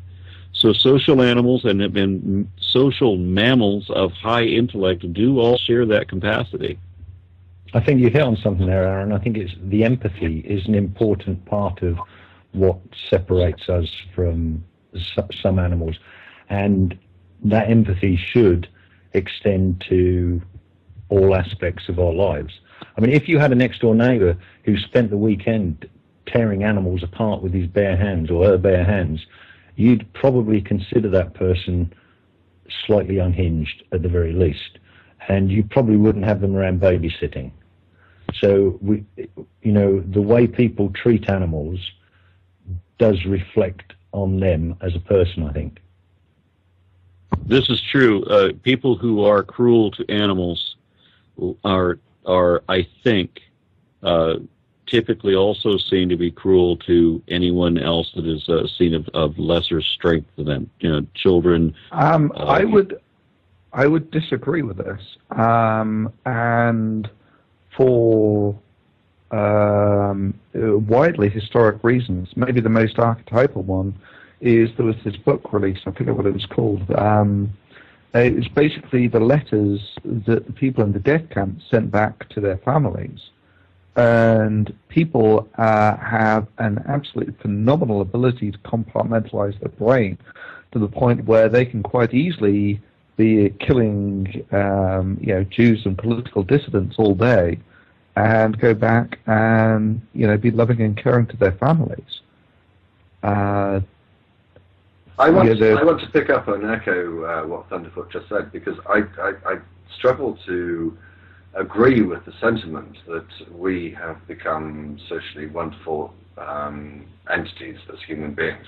I was going to refer to this book. I'll include a link to it. I don't know whether that's backwards or not. World Conflict. Unfortunately, it was published in 1999, so it only goes up to 1998. World conflicts, and you can see how thick that book is. Every single country you can look at, man is killing man. Where is this wonderful social aspect that we have, that we're morals, we're above all of this? No, the reality is we're not. We're very primitive, and our resolution of problems seems to be mainly violent. No, I would partially disagree with that. The thing is that we do have this property where we can dehumanize and be very cruel to even our fellow humans, but at the same time be very. We have this ability to be very caring to our families. At the same time that we would say, for instance, go off and be fighting exceptionally bloody battles where you are showing absolutely no compassion whatsoever to the people you are killing, and then come home to your family and be very gentle with your child. But in that case, when you're doing that, you actually have a psychological structure. So the conflict resolution in your brain that would normally say this is wrong isn't, because I'm just following orders, or I'm following a belief, or I'm following my tribe's requirements.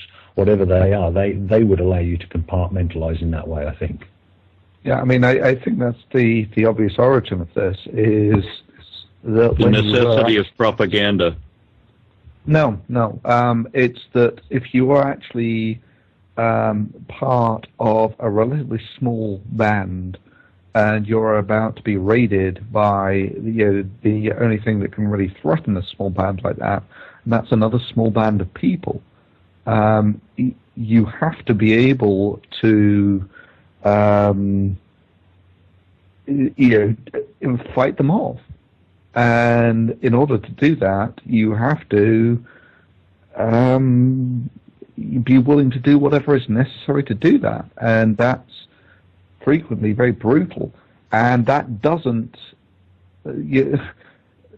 change the fact that you still look after your family and the little social group that you came from. Yeah, but that's the us and them mentality, isn't it? That's the 5 steps to tyranny, which is Aronra said, that's propaganda, and that's what that feeds into, which is separate to the individualist in your street who's ripping the heads off chickens. He may have his own personal us and them, but in that case it's him against the world, which is somebody you want to watch anyway. Again, about the people going out and compartmentalizing, being able to take the death camps wherever. The point is that they have been propagandized into this us and them mentality. So they've gone through the 5 steps to tyranny, where they've dehumanized the other combatants, and therefore they're a separate entity to them.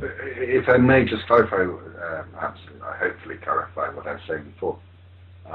This idea that we are wonderful moral creatures. We simply aren't, and you just need to look at history to show that the inhumanity that man can deal upon another man is indicative of the fact, in my view, that we are far, far from moral.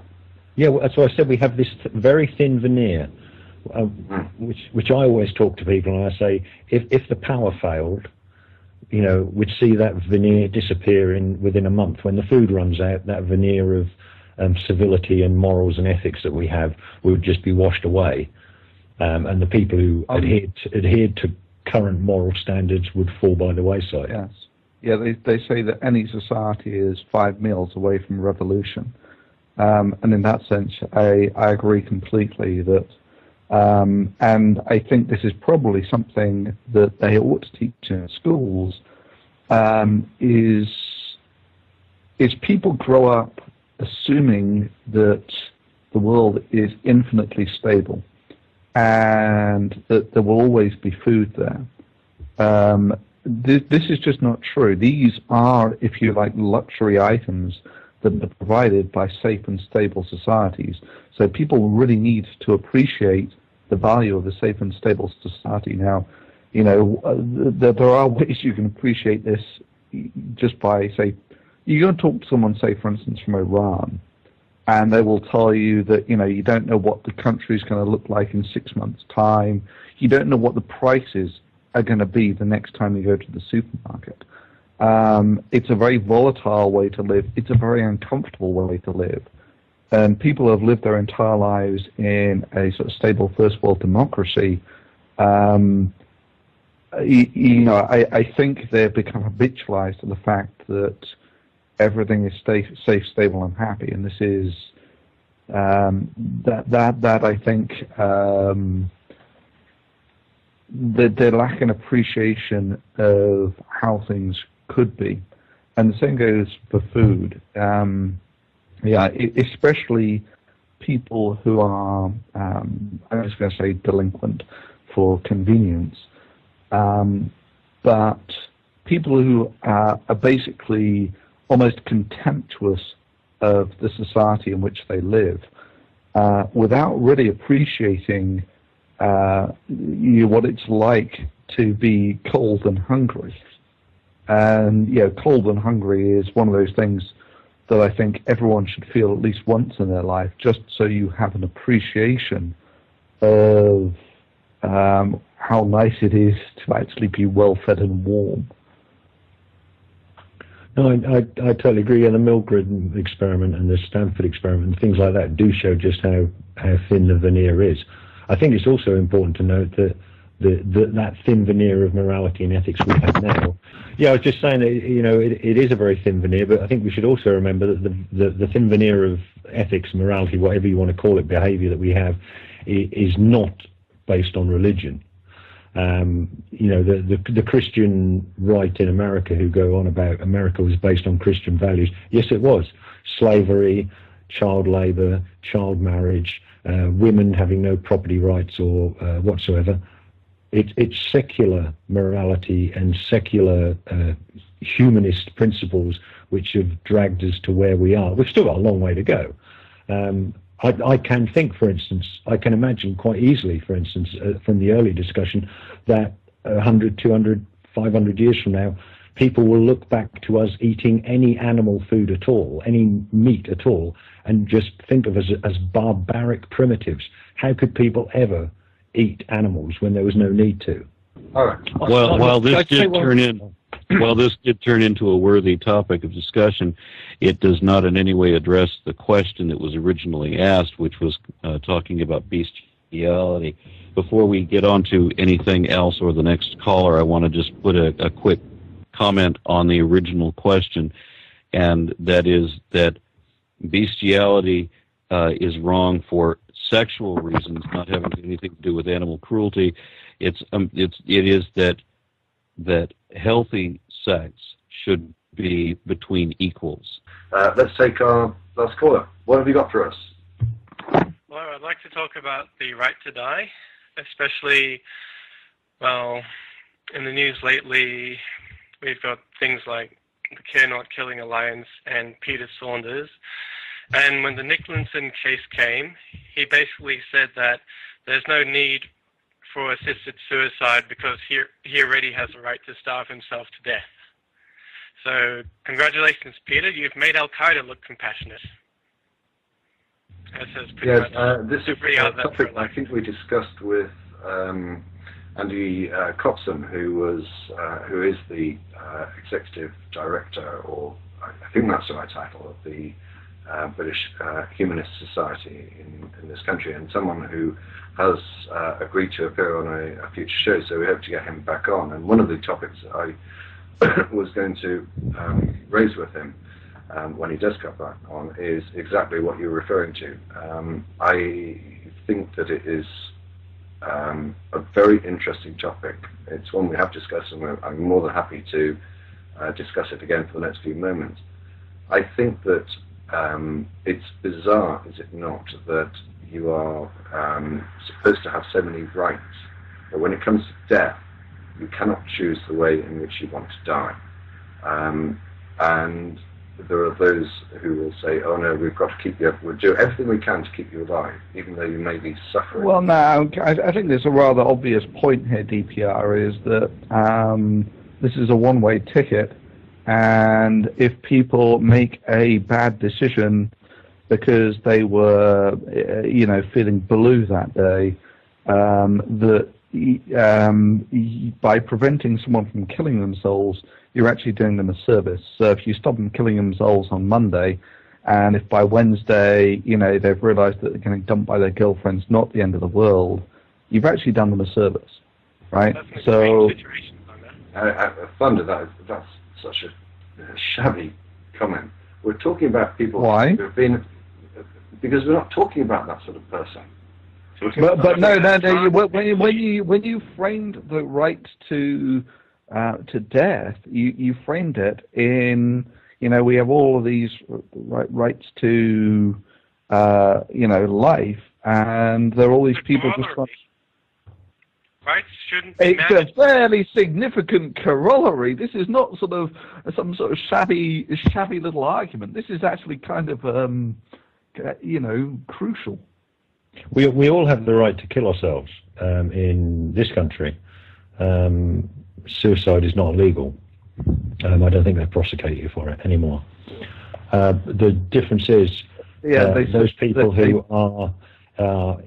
It's giving people a clean way to die with dignity, and especially those people who are not in a position to easily take their own life. How do they do it painlessly? I think it is the most important discussion we should be having. I think it's up there with the abortion question. I think these are two of the biggest moral issues that should be being discussed. But with the right to die, there are, I think, very easy ways, safeguards that can be put in place. You can have this cooling off period where the person is monitored on a weekly basis and asked, their mental state, etc.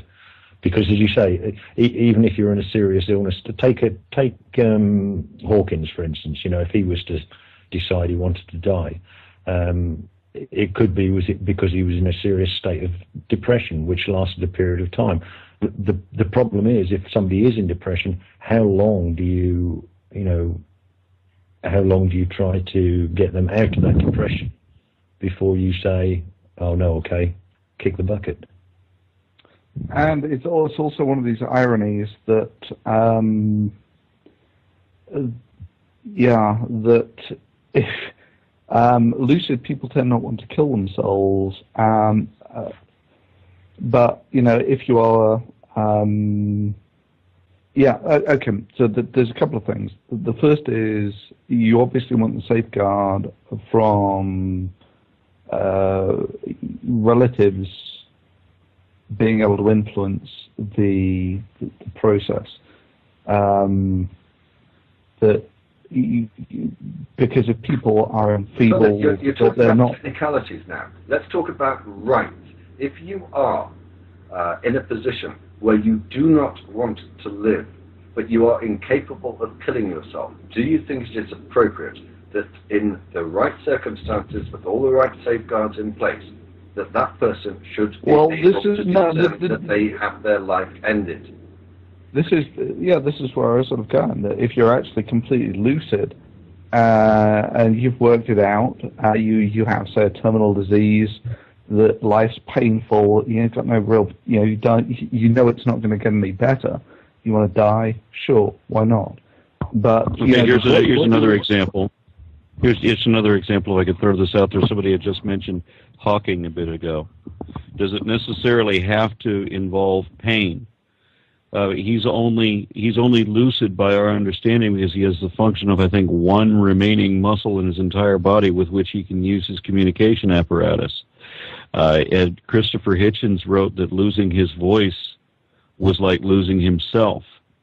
Now, if Hawking loses that one muscle and he's no longer able to communicate at all, I would think, being Hawking, that I would just have already put it in a will that if I ever lose the function of that one cheek muscle, that I would want to get an overdose of an anesthetic. I mean, if you've already lost every other capacity of life, that to lose communication, your ability to be human with everybody else, I think would be too much on top of everything else. It would be like that horrible song from Metallica. That's the situation you'd be in, and yeah, I think suicide is justifiable in that situation. Yeah, I'd like to add one other thing, again, just as a personal note. When we're talking about dying with dignity, many degenerative diseases are going to leave you in an undignified situation, as well as in an insufferable pain from which we're losing the ability to anesthetize and have there be any value in your still breathing. I was present at my father's demise, and DPR knows as well because I shared it with him. But my father was given a number of hours in which he would still be a lucid person, and that he would only have scant hours after that in which he would no longer be alive. And it was enough time to gather all of his friends and the people who most respected him, and it was, I can't imagine a better way for any human to go out of this world. He was in a room full of people that had loved him his whole life, and who shared their respect for him, and who took his last wishes, and he was fully cognizant and sober. And when he began to feel the effects of the drugs taking over, he threw us all out of the room because he wanted us to remember him as the respectable man that we all knew. And that's the way everybody deserves to go out if they can. And I would agree with that. I can think in many ways, a bit of warning and a relatively sudden death is a far more desirable way to go than any of these things where you lose your capacity over weeks and months. And then comes the real question, for me, is when do you say that someone is no longer capable of saying, I want to die? Thunder, I don't know why you're doing this deliberately or not. We're talking about people who are quite aware of exactly what's going on. Right, okay, we've done that one, right? But the answer is so obvious. How do you know when they're capable? Ask them. Yes. But if someone's actually lost their mind... Then we're not talking about that case, though, Thunder. Well, I think... the thing is, DPR, that the point that you're talking about, we've all sort of discussed and I think have concordance on. The bit that it gets more difficult on is, when this person, when their mind has degraded as well, when do you say that they don't have the ability anymore to say, I want to die? But that isn't the question. The question is the right to die for people who are compos mentis and want to die with dignity, but do not have the means to do it themselves, which you don't know. Well, I have to disagree with you about the courts. I think the courts should have made it legal, because for one thing, the DPP isn't going to charge anyone because of jury nullification. When 80% of the population is in favor of it, there's next to no chance of the jury convicting anyone. I'm totally sorry, I have to disagree with you from the get-go there. That is not the appropriate way in which to change the law. To rely on the fact that a jury would be sympathetic to the person responsible is a shabby way of trying to change the law, and it wouldn't actually change the law at all. All it would do was be a jury returning a not guilty verdict. And I think the law needs to be changed, and it needs to be changed with clarity. And I think that the best way of doing that is through an act of Parliament, as opposed to a judge-made decision on the law.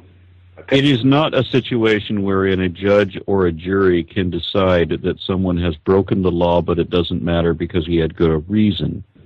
Exactly. If you've broken the law, they're still going to have to judge that you've broken the law. They can give you a substantially reduced penalty, but that's the best they can offer. And the other thing as well, I'm sorry, I'm not entirely sure how to pronounce your name. The other thing is you're not going to get doctors willingly going through a process saying, oh yeah, well, this is what the person wants. If I get convicted, or if I get charged and tried, then a jury will feel sympathetic for me, therefore I'm going to take that chance. That's a shabby way of trying to change the law. So I'm sorry, I do disagree with you on that point.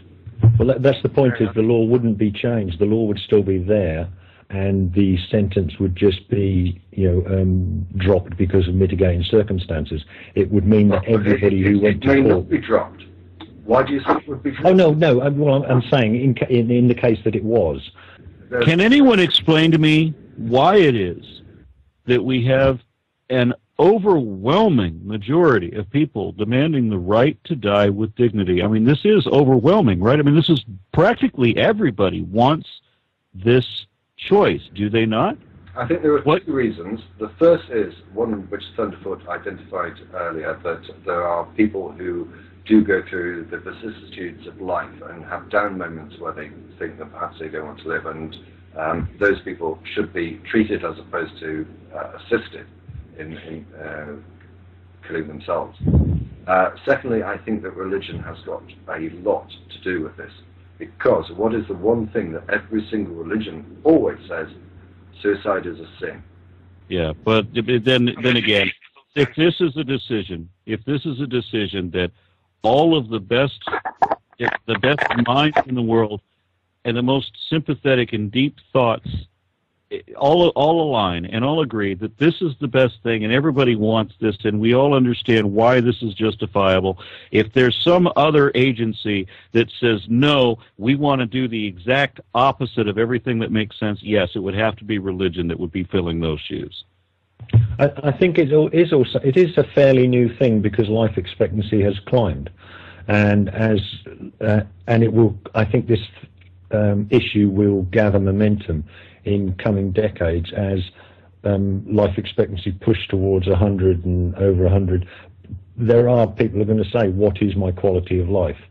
And so I think this will come back in future years, if not decades. But I don't even think that people have to provide all that much reason for it when we have 7 billion people on the planet, and if you feel really, really strongly, then maybe it's just a situation where you should be able to explain your case or appeal for a judgment for that right, and have it be granted that way. Maybe you could have it that way, and even if you're just feeling bad because you don't feel that you have a purpose. I don't know.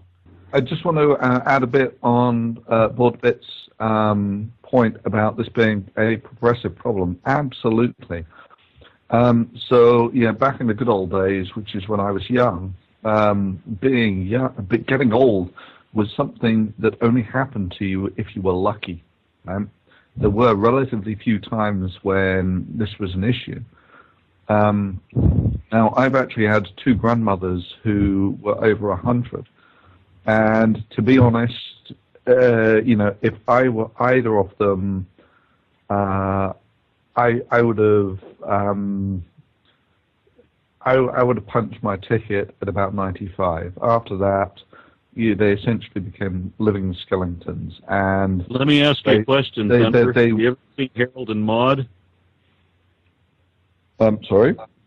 Have you ever seen Harold and Maude? No. It's a movie I recommend. Check it out. We will do that, Aaron, but we do have a caller, and I did promise we'll go back to him. Let's get back. Thanks. I guess the last thing I really have to say is that if life was always worth living, as the pro-choice lobby seems to imply, then we wouldn't have any suicides at all. So their position is prima facie ludicrous.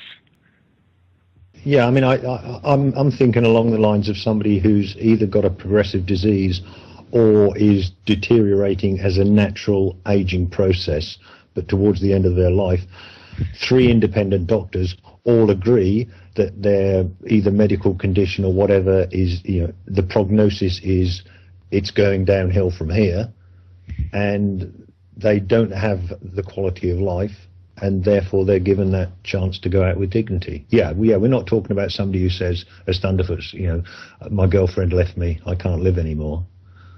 I've started listening to Nirvana again.